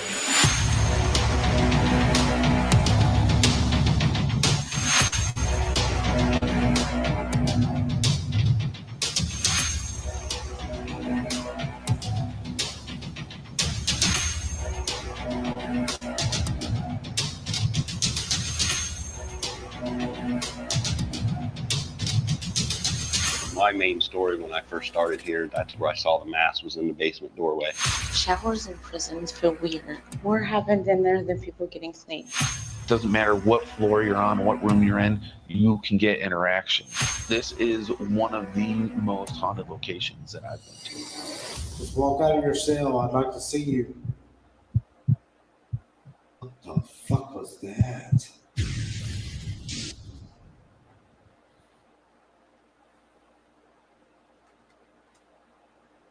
So the one guy in there that was had the longer hair and a mustache. Yeah, that's Darren Smith. That's the guy that made the pumpkin. Oh, okay. In that picture. Nice. Very well done. Now, who are the mediums? Was that Misty? Was that Missy and Jess? Missy and Jess? Very, very nice. And I could feel it when they came into the first lady there and had her hair up with the glasses. Mm-hmm. I could feel your energy when you came on camera. So, and again, see, I do the same thing. I walk around, I touch the walls, I touch the floors, I sit, and you're quiet. I could never get the guts to do some of these things. Like some of them go into these places and sit by themselves in the dark in the closet. I'll go into a dark basement, but I have intent. I'm not going to wait in there for something to happen. I go in there and go, oh, let's go. Who wants to cross, But, it's a whole different thing when you're going in there and you're investigating and you're trying to peel back these layers of, the emotion and, the years upon years of these. Mm-hmm. I'm Native American, and we always say, my elders would say, look, the rocks remember, the ground remembers, the wind remembers, everything absorbs these energies. And, time is something that absolutely fascinates me. And these echoes in time, it's amazing. Like you hear the stone tape theory, you hear all this, again, call it what you want. Things around us remember, and they absorb the vibration. And it doesn't matter if your house is new or old or whatever, the land's been here quite a while. Mm-hmm. And to go into these places, it takes a lot of guts, mm-hmm. Again, I've been in some dark places before, but, like I said, I wouldn't do a haunted Walmart either. Justin, the energy. Go ahead. Justin is, he has Native American heritage as well. Do you? Cherokee and Lenape. Justin has, yes, Justin. He is Ojibwa, I think he said. It's good people. Is. But Derek Schreiner commented that he can film that good one-handed, and that guy has a potty mouth. But the guy he's talking about, that is Derek in the video. So that's he's nice the one job, that was Derek. in there cussing. So. Nice. That's fine. I've heard I raised all boys. Believe me, we did some fine cussing in our house too. Mostly from me. So there you go. And it is just, look, we're talking about real people here, and if you think about it, it's real living people trying to understand what the dead are trying to tell us, whether it's through our equipment or through our own personal talents or filters or abilities or gifts, whatever you want to call it. It's mm-hmm. all us trying to understand us just in a different time. And it's really, quite wild when you think about it. It really has been a boost over the past few decades. But listen, man, I've been doing this since I was 6, and I've got some road mileage on me. I've been doing this like 50 years, and I understand about the same as I did going in. You have more questions, than answers. But I think we honestly get to the point where we accept certain theories that we're comfortable with at this time, with everything we've learned, all the data we've collected in our time, however long we've been in it. And, obviously you believe that ghosts exist, mm-hmm. And I don't know, what was your stance on the whole thing that got you involved in the paranormal? And the first thing, did you have an experience, or was it just something you were interested in? No, it was actually a friend of mine that we were just at a bar one night and we just started talking about it, and he had gone a few times, and we started going together, and I was in a number of groups. So I grew up in Pennsylvania, Western Pennsylvania, and then I live in Southern West Virginia now. So I've been in quite a few groups before I found my home at Interface Death. So, well, you certainly have. You fit in there well. It's like I said, it's just like a really good band that mm-hmm. the timing is down. Everybody knows their part, and it shows. And the drone footage, wow, what a bonus to have that. Mm-hmm. Because people really get to see the entire property. They mm-hmm. get to see, how it really changes the whole visual perspective on things. Oh, I it really does. think so. Yep. And, you know, it's an amazing talent. It's not easy to just get those shots, folks, you know, going up and down in the wind and everything else. So, all right, we've got this one here. And this one is a haunting. I don't have the whole title in front of me. Archive of the Afterlife. Okay. So this is I know a lot of you probably heard of Moundsville Penitentiary in Moundsville, Yes. West Virginia. Yes. So Steve Hummel, he owns you may have even heard of the group Paranormal Quest. I think I have, yes. So Steve Hummel is a part of Paranormal Quest, but he also owns what is called the Archive of the Afterlife Museum. So we were doing in this trailer, you'll see the penitentiary and the mound and some other shots, but the main focus, the investigation, was at a place called the Sanford Building, and that used to be an old school. And what they did was they rented out the classrooms and they became like business offices. And Steve had he had two classrooms upstairs, and he had all of these, just a massive collection of anywhere from bricks and dirt samples to haunted objects and other kinds of weird things. Like he has an embalming table and an embalmer and machine and just all kinds of really cool stuff. And he has a story for all of it. Like you can walk through, you pay a little fee to get in, and you can walk through and ask questions, and he has a story for everything, whether how he got it, the history of it, whatever. And so he's not at the Sanford Building anymore.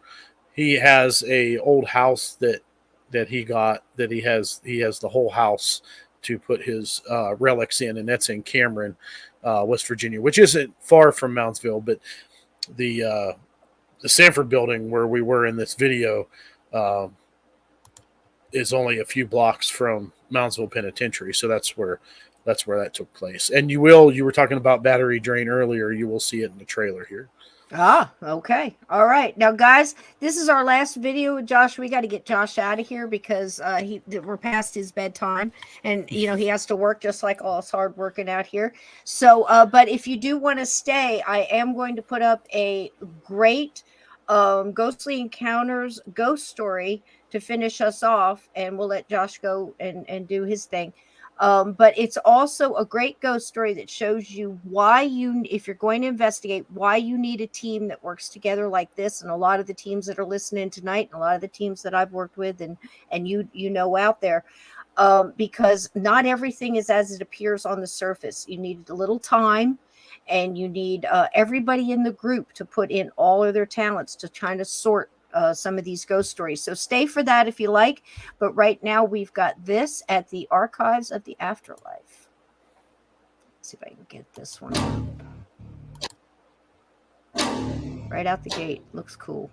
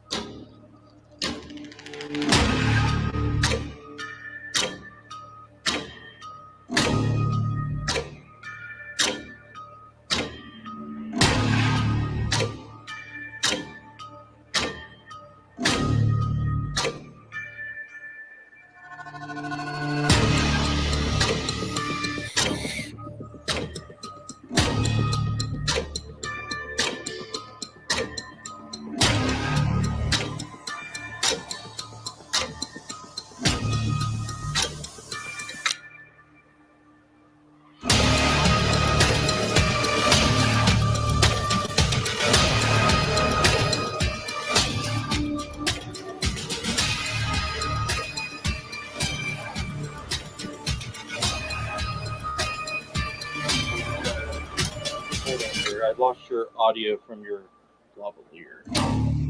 Did the power go off? Well, I felt like I got pinched. But it wasn't like Did the display turn off? Just died. You gotta be kidding me. Just died. Okay, that's brand new lithium ion batteries. We'll keep rolling, dude. There's Yeah, but these that one's docking. So that's still rolling. That camera. Oh yeah, this is rolling. Yeah, these just freaking died. Let me double check. I held it in, the light came on to the title screen. Dude, I'm starting to feel really like weird sensations touching me, dude. I don't know what's going on. Yeah, I felt like something. Yep, like just dead as a door. And those are brand new.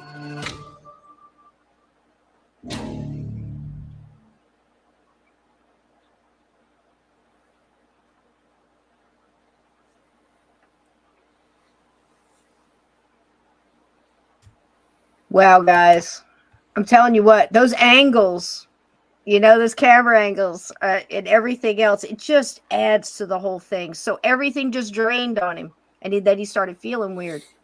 Yeah, it was the wireless microphone that we were using. The batteries in it died. And that was Steve Hummel in the video from Paranormal Quest, and there you go. He's the owner of the museum. But yeah, we were doing the interview there and filming that, and the batteries just died. And Justin he had his headphones on, and he had the receiver, and he couldn't hear Steve's audio anymore, and that's what made them check. And then the batteries were dead on the audio or on the wireless microphone. So. Well, that's one of the number one things that happens, guys, when you're out there investigating. Always bring extra batteries. And I'll tell you what, man, this has been a nice conversation, and I'm really glad I got to meet you. And that's one of the best things about going to the Paracons is you meet people that you connect with, and you extend that paranormal family out there. And, one of my famous things that I've loved throughout this whole thing is somebody says, I've got this. I'm like, okay, I got a guy, Bill Bean. I'm just, not, well, how about this one? I got a guy. I got a lady for that. I got this, because that's the thing. When you back off and somebody is just at their height of what they do, and their perfection, it's like you don't even bother with it. It's just, look, I got a guy for that. I don't need to bother learning that. I got my thing. And that's what's beautiful about the paranormal community. And now I got a guy for lights, man.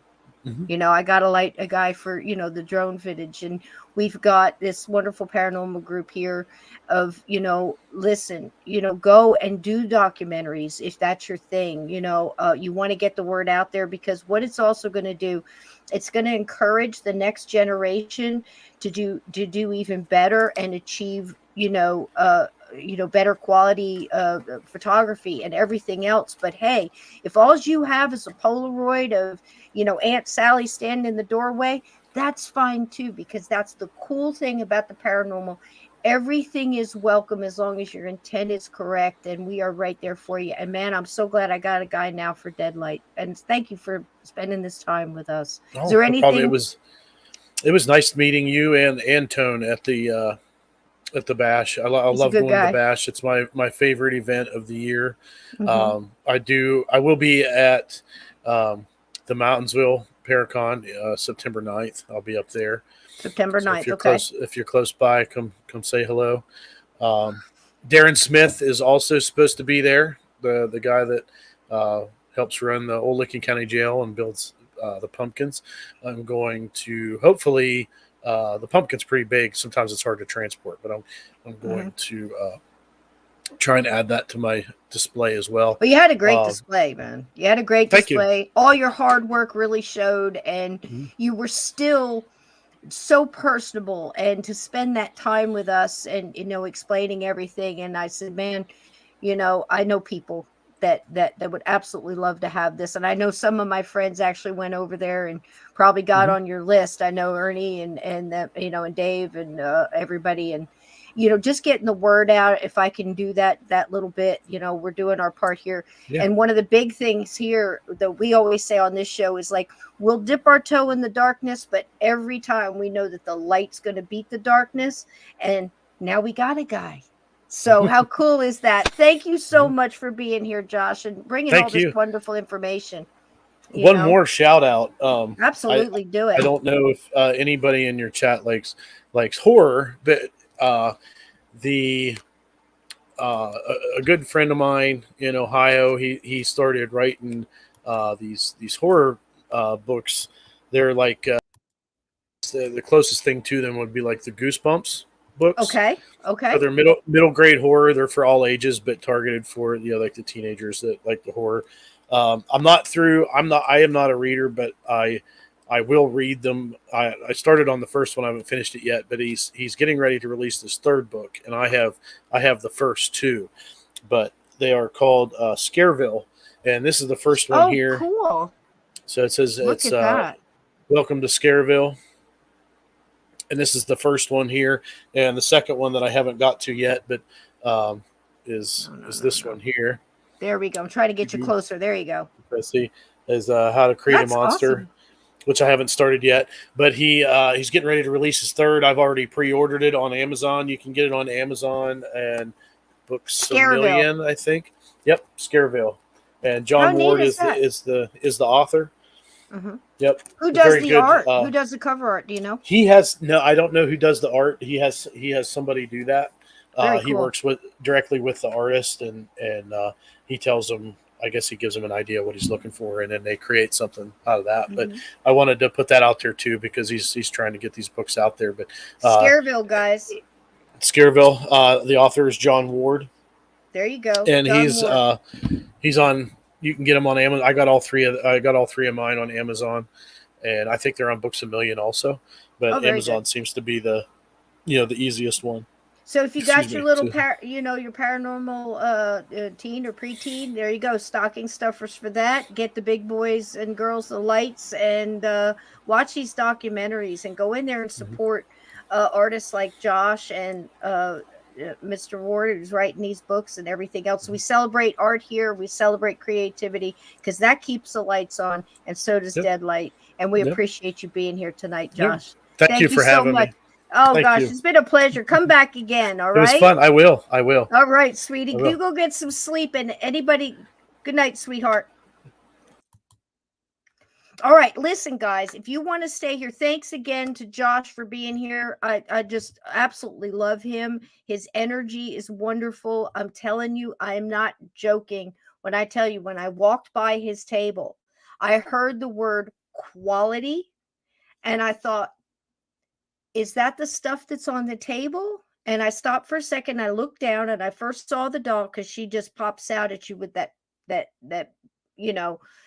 listen, as scary as it is, it was impressive to see in person. And again, as an artist, I look into that and I say, wow, the amount of work that went into that. I really appreciated that. And then it said, yes, it's that. It's quality in that workmanship. It's the quality in this equipment. And I'm looking at it, and I could see that it was lights, but again, I'm not a tech person at all. I know that that's not my field. So I just want to, I learn about it, and I appreciate it, and I respect it. But I also listen to the person using it and how they're using it as part of the extension of their investigation. And I try to think of, how can I work with that? And then sometimes you think, I don't need to work with that. I'm going to be working on my thing, and it's just going to melt together, because they're going to be doing their thing. Just like Josh described it, that is the perfect way. He's concentrating on what he's doing. Everybody else is concentrating on their thing. And if it comes together, it's a beautiful song. And he's saying, thank you for having me. Oh, and he got bacon. Oh, how sweet. Thank you for the bacon, sweetie. You take all your bacon. You get to keep all the bacon that was slung at you. You don't have to eat it all at once. You can cure it. You can do whatever you want. But the love here will always be here for you, Josh. And thank you for sharing all the wonderful the documentaries and everything else. It's just absolutely perfection as far as I'm concerned when it comes to that. And we'll get you to come back, and maybe you could bring some of your team with you. We can show some, things that you got, any kind of evidence or anything that happened that you'd like to share. You're absolutely welcome here. Open invitation. And I just think it's wonderful. So what I want to do for you guys is this. Now, I'm going to explain a little if you're new here. And that's fine. Please welcome.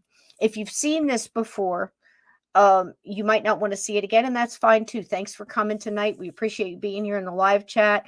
If you can, one of the quickest ways to help this channel out is to hit the like, comment in the live chat, go back and comment after the video. Please share it out if you've got somebody that can benefit um, with or you know somebody that's interested in getting these lights, because we absolutely like to support everybody who's out there and has a trade, and they found a way to share that with the world. So let's spread that around. Let's spread out Josh's channel and get him shared out. So that's Deadlite, and it is DEADLITE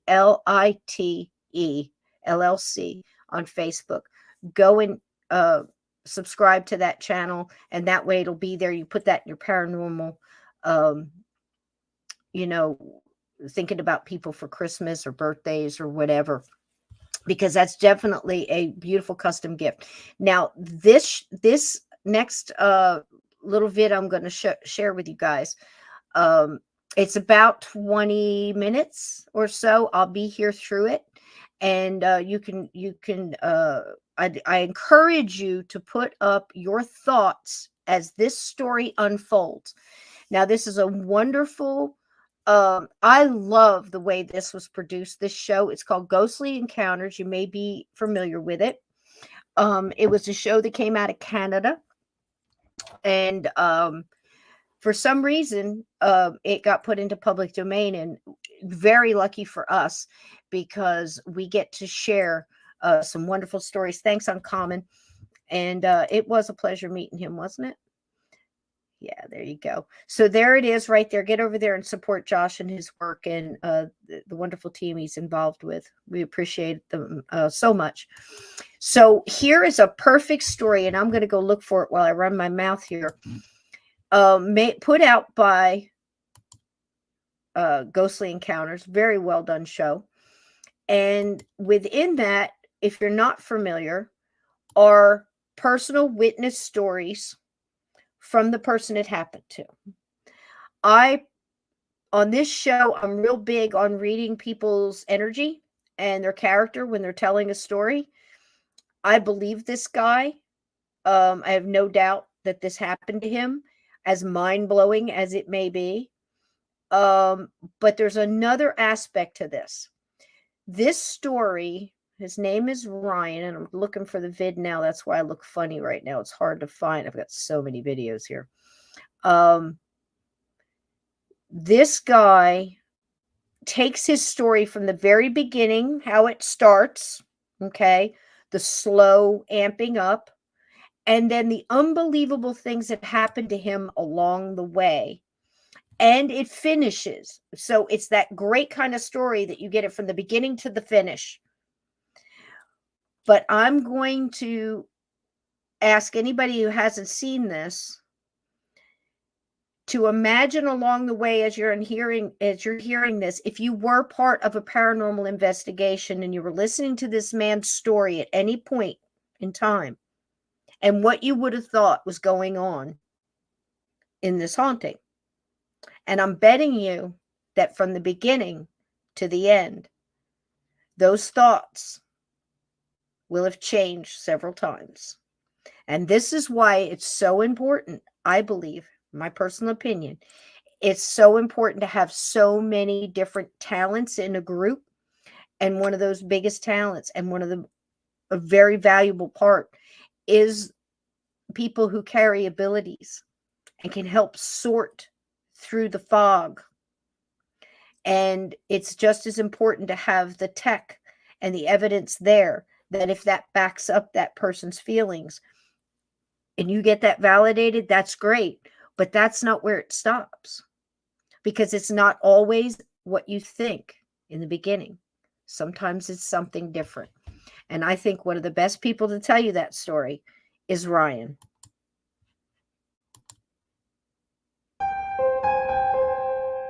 Enjoy. I'm right here with you.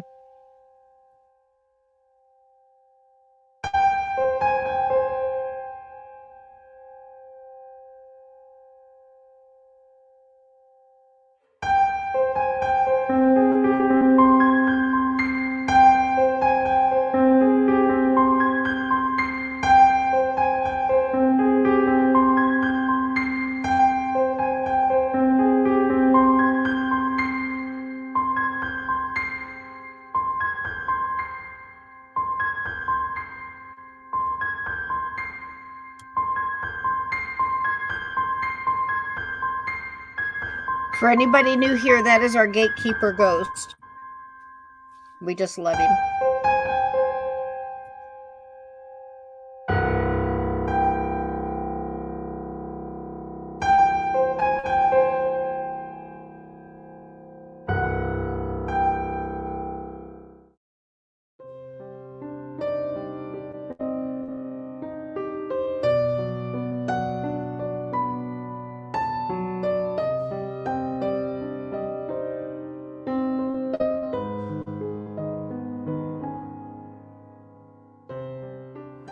I was born in Montreal, Quebec, and I left Montreal when I was very young, around 10 or 11. Moved to Toronto, lived there till I was till I was 14.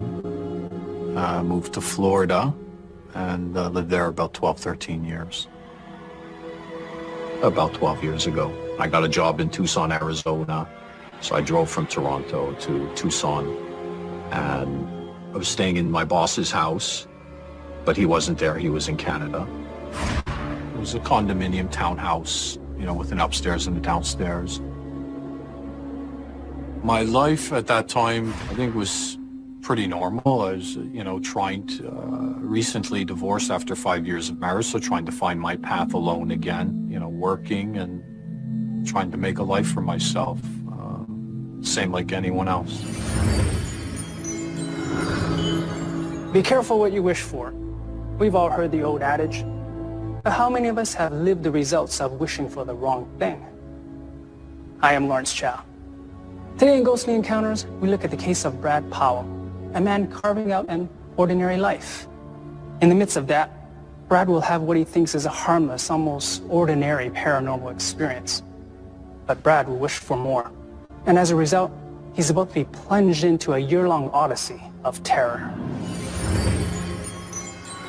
I'm going to tell you right now, I don't know why the hell I'm calling this guy Ryan when he's calling him Brad, but he looked like a Ryan to me, I guess. But tonight he's Ryan. There you go.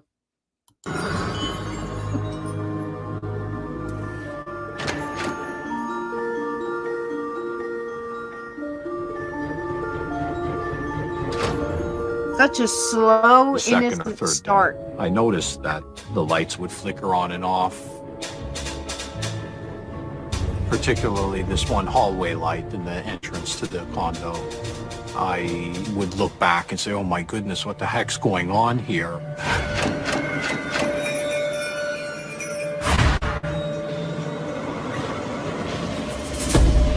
The TV would flicker and terrible reception, even though we had cable TV.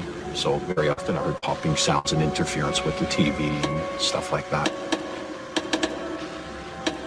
I suspected that there might be some sort of presence in there because I was always open to that kind of thing. So I just assumed that's exactly what it was. And then as time went on, I realized that there was much more to it than faulty electrical.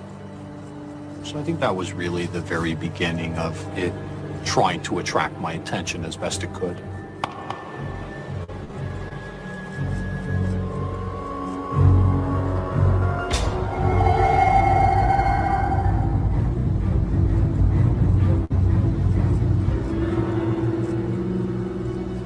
It's such a When it really mind-blowing began story. to attract my attention, I decided maybe I'll try and communicate with this entity and get it to do things to prove that this indeed was really happening.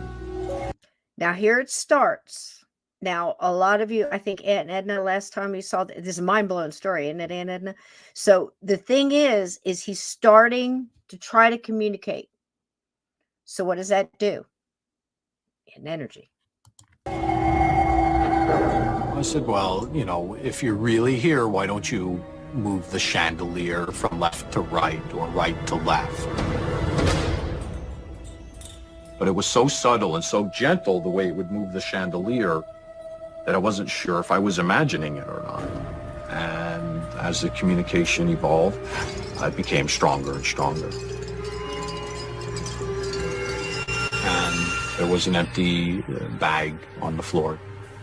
I asked it or suggested to it, maybe if you move the plastic bag, that, you know, I can fully acknowledge your presence. And it did so, and the bag started to lift up and float. It seemed the more I communicated with this spirit, the more powerful or stronger it could manifest itself physically.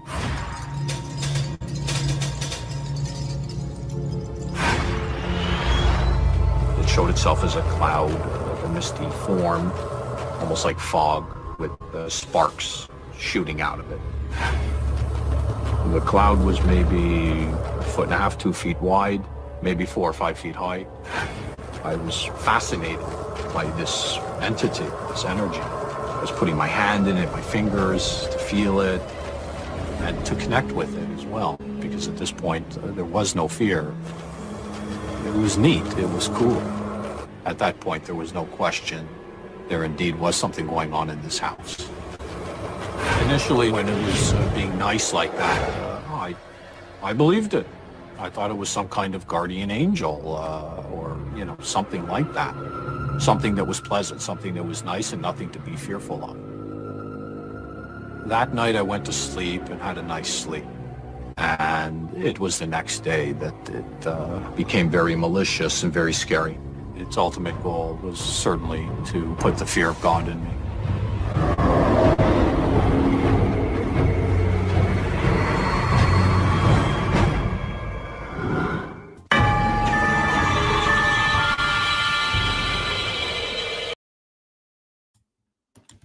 Real quick little stop here. I won't do it again. I get excited when I see stuff like this.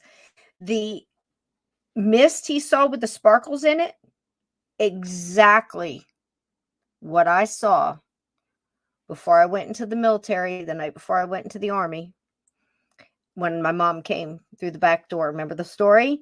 That's it exactly, except the sparkles came first, then the mist, more sparkles, and then the figure within the sparkles, just like that.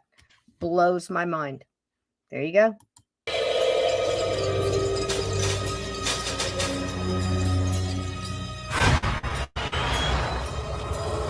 I was thinking when I realized that there was indeed a presence in this house that, wow, this is pretty cool. Because it didn't show itself in a negative or hurtful or harmful way at all. It just seemed like a cool experience to have. And then the following day, I really knew it was there because it did everything in its power to make me very fearful. That's when this ghost started making the walls appear to be bulging in and out. I was seated sitting on the couch around 10 feet away from the wall. There was one wall that was bulging out.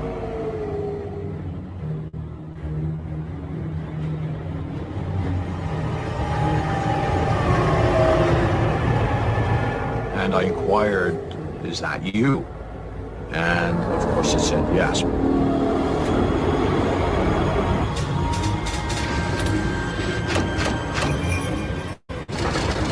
It started showing these ugly, mean, evil faces on the wall. When the faces showed up, it was more like 3D actually, but they kind of moved and there were like shadows with it. But then the faces would change a little bit. They started to become very evil looking creatures, monsters, whatever you want to call them. Very freaky stuff, very scary. I remember thinking to myself, what am I going to do next with this situation I've gotten myself into? All kinds of things raced through your mind. It was horrible. There's no question in my mind that did indeed occur. That was the beginning of an onset of total panic and fear. And the more fearful I became, the more malicious it became. It would also physically attach itself to me when I was trying to sleep. It didn't feel like an actual human hand on me when I felt its presence, but I did feel a pressure that might be the equivalent in the weight or the firmness, along with goosebumps, terrible goosebumps, and I just knew it was this thing on me, and it was a very uncomfortable, quite a horrible feeling.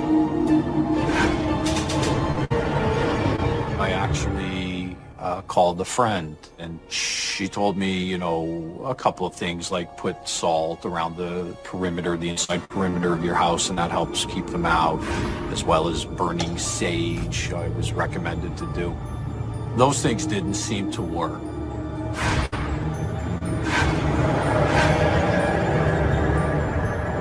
This went on in the house for about a week, but that week was a very, very long, hard week. And I got to a point where I couldn't take it anymore, and I packed my bags and left. I had to quit my job. I hopped in my car and drove from Tucson to Florida. I felt safe in Florida because I used to live there. When I was in the car, I could feel this spirit on me, again with the goosebumps and the pressure as well. It was always there.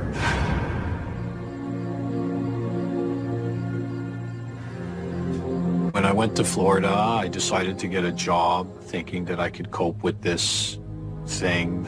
I was actually living in a motel at the time. It had an air conditioner in the window. I barely slept the whole time I was in Fort Lauderdale. From the time I left Tucson, Arizona, I had many, many sleepless nights, paralyzed with fear under my blanket, until I would just pass out from sheer exhaustion. One night I was in the motel room. It was in the evening around 6 o'clock. I'd just gotten home from work and I hadn't slept in weeks. And I was so exhausted. I knew it was there, but I said, no, I just gotta pretend it's not there and doze off because, when you're in that state of mind, you need your rest. Things get worse when you're not resting properly.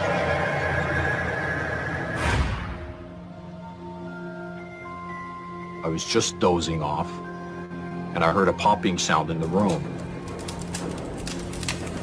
It was a fairly loud popping sound. I opened my eyes, and the curtains were completely engulfed in fire and flames. It was definitely trying to kill me.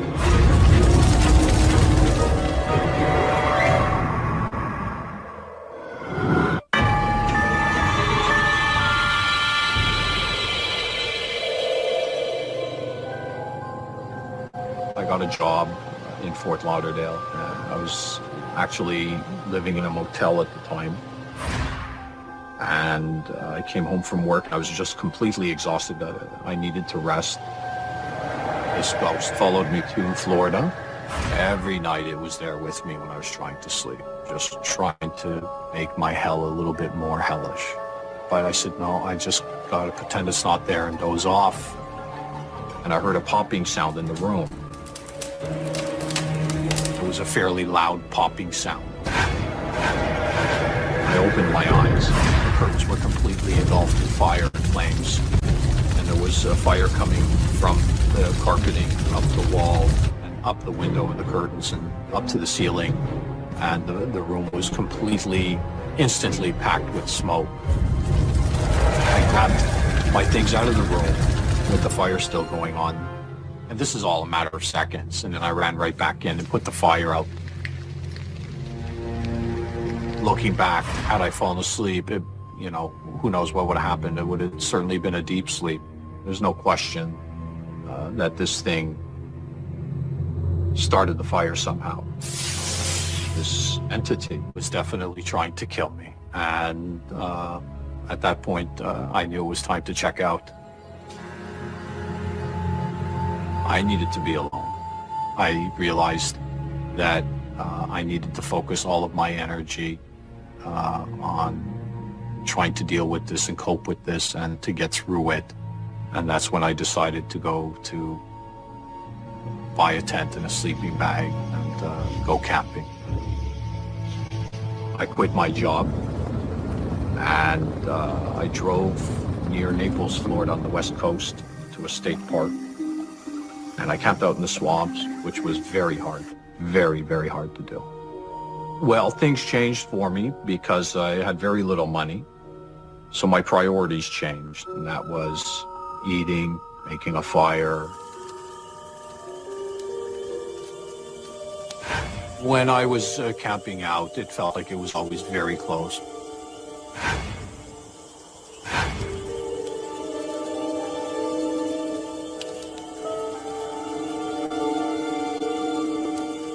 This ghost constantly, persistently, dozens and dozens of times would try to attach itself to me.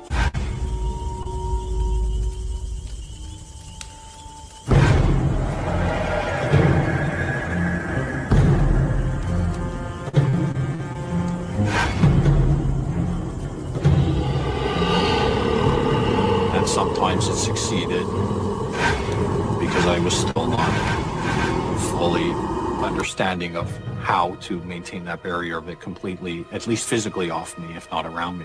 I knew it was this energy, this entity was in complete control of what was going on. I was just completely lost. This spirit was doing everything in its power to make me go crazy, and it very nearly succeeded.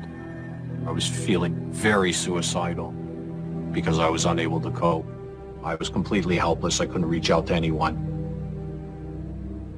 I felt that my family would not understand, or my friends, what I was going through, and I chose not to tell them as a result. I didn't feel like I was an outcast from society. I was cognizant of the fact that I put myself in, I guess, a self-imposed exile but it wasn't really an exile. It was just what I needed to do to cope and get through what I was getting through. And people, under times of trauma and stress, people do different people do different things to cope, and that's what I did. Eventually, I went back to Canada, drove back to Canada, here in Toronto, and I was staying with one of my brothers on his farm. And one night I was lying in bed.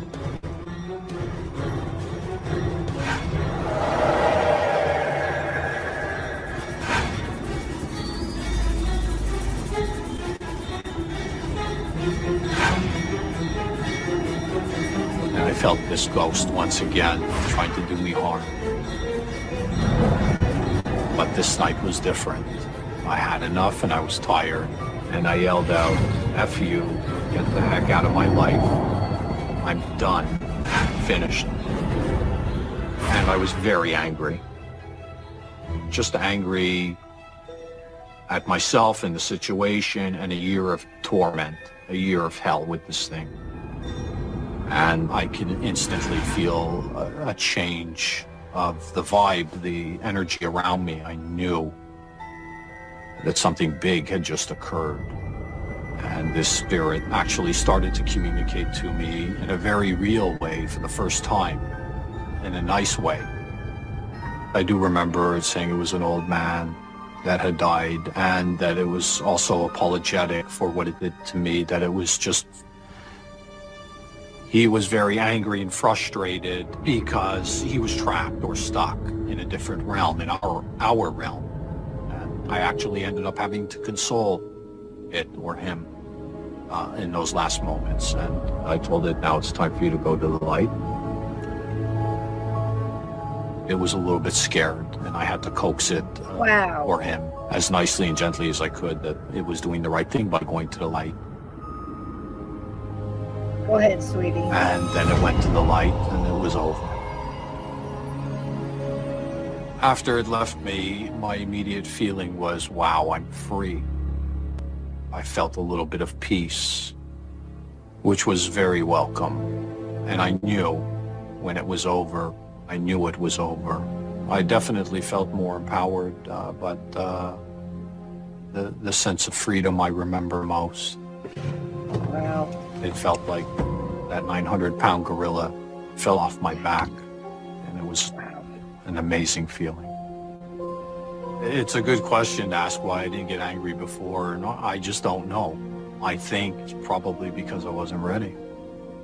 I wasn't ready to let go of the suffering that I was going through. And I think in life, people choose their own suffering. whether it's unconscious or somewhere between unconscious and conscious. I think we do that. And I guess that's the suffering I chose. And when I was ready, I was ready. Brad says he wasn't ready to let go of his suffering.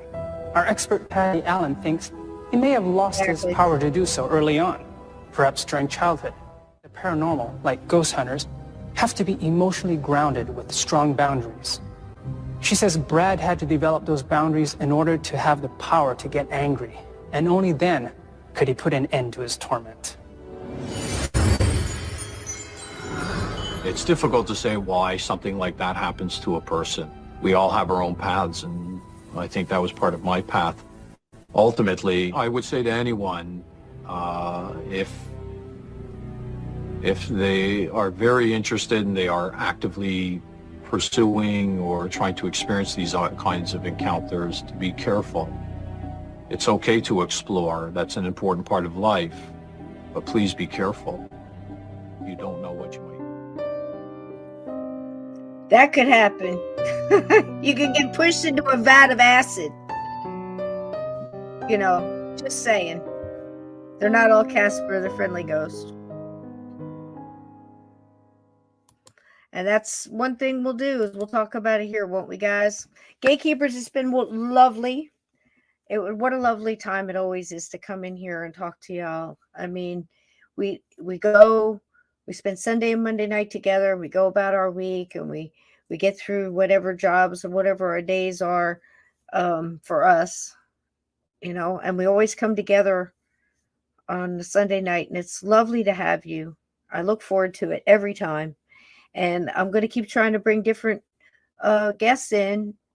You know, that's a wonderful thing, like I said, about getting together to Paracon. You meet new faces and you say, hey, come on my show and well, let's talk about it. You know, whatever that may be, as long as it's in this wonderful subject of the supernatural and paranormal, which is kind of pretty normal. You know, it's one thing we know for sure. But man, I can't think of another ghost story, another, you know, experience than this guy here, which I don't even know what his name is at this point. It doesn't matter. It could be any of us, right? That's one thing that I've said a lot this week. Researching for future shows coming up and look for ideas for you guys. And I look at a lot of true crime, and it really sucks sometimes. But somebody I really love dearly, Eric Freeman Sims of Unseen Paranormal, you know him well. Wonderful podcast. Get over there. If you're not subscribed, you should be. Wonderful guests, wonderful production, the whole shebang. Just a great guy. And he and I were talking at the bash where I met Josh. And we were just so on, you know, our energy was just, everybody's was, you know, that was in that circle, much like we talked about tonight, being on that, like being at a jam and the music's just clicking and you just don't want it to stop, you know? But anyway, we were speaking about how we research for shows and guests and things like that. And we're, you know, battering back and forth. And I said, man, you know, I've been true crime. I said, I got to watch that. You know, sometimes it just helps me. And he says, man, he looks at me, he said, Cisco, he said, I watch true crime episodes and research that to cleanse my palate of the paranormal. I went, yes, that's it. You understand? And I know it sounds sinister and crazy, but if you think about it, it's all about sorting the facts. I mean, you look at this story we saw tonight, and then we'll get out of here and we'll come back tomorrow with Steve Stockton and we'll have a good time then too. And I look forward to that as well. But when you look back over this story, how it started, as I said, the sparkle, the mist, exactly it. It's almost like when that happens and you get that validated that that's something that happened to you, that one piece. That's what it sounded like. That's what it tasted like. That's what I saw. I know what I saw. It just blows your mind every time. You never get tired of it. It never gets old to have your experiences and your thoughts or theories, as however thinly veiled. See what I did there? they may be. It's always great to be validated. And this story, if it's anything that we learned tonight, equipment, talent, artistry, whether it be Pennywise dolls with all those thoughts, and Josh imagined something and that wonderful artist put that together, the talent and the time, and how Josh builds those lights and then fine tunes it along the way and then adds a little more, like custom paint and logos and 3D printed stuff. It's mind blowing. And what a difference the right equipment makes. Well, the right equipment in you makes a difference too. Don't forget that. We are all equipped with those feelings, with that intuition, with that, even that sense of wonderment and wanting to understand and wanting to sort it, whether it's true crime or mystery or Bigfoot, aliens, all of that. All of it together. Everybody's got a little talent, and that helps you sort that. And if you can work together and you get past ego, and you can, because I'll tell you right now, the human race is up to our human egos in hot shit. And the only way to combat that, and I said straight out because what's the point of lying at this point, right?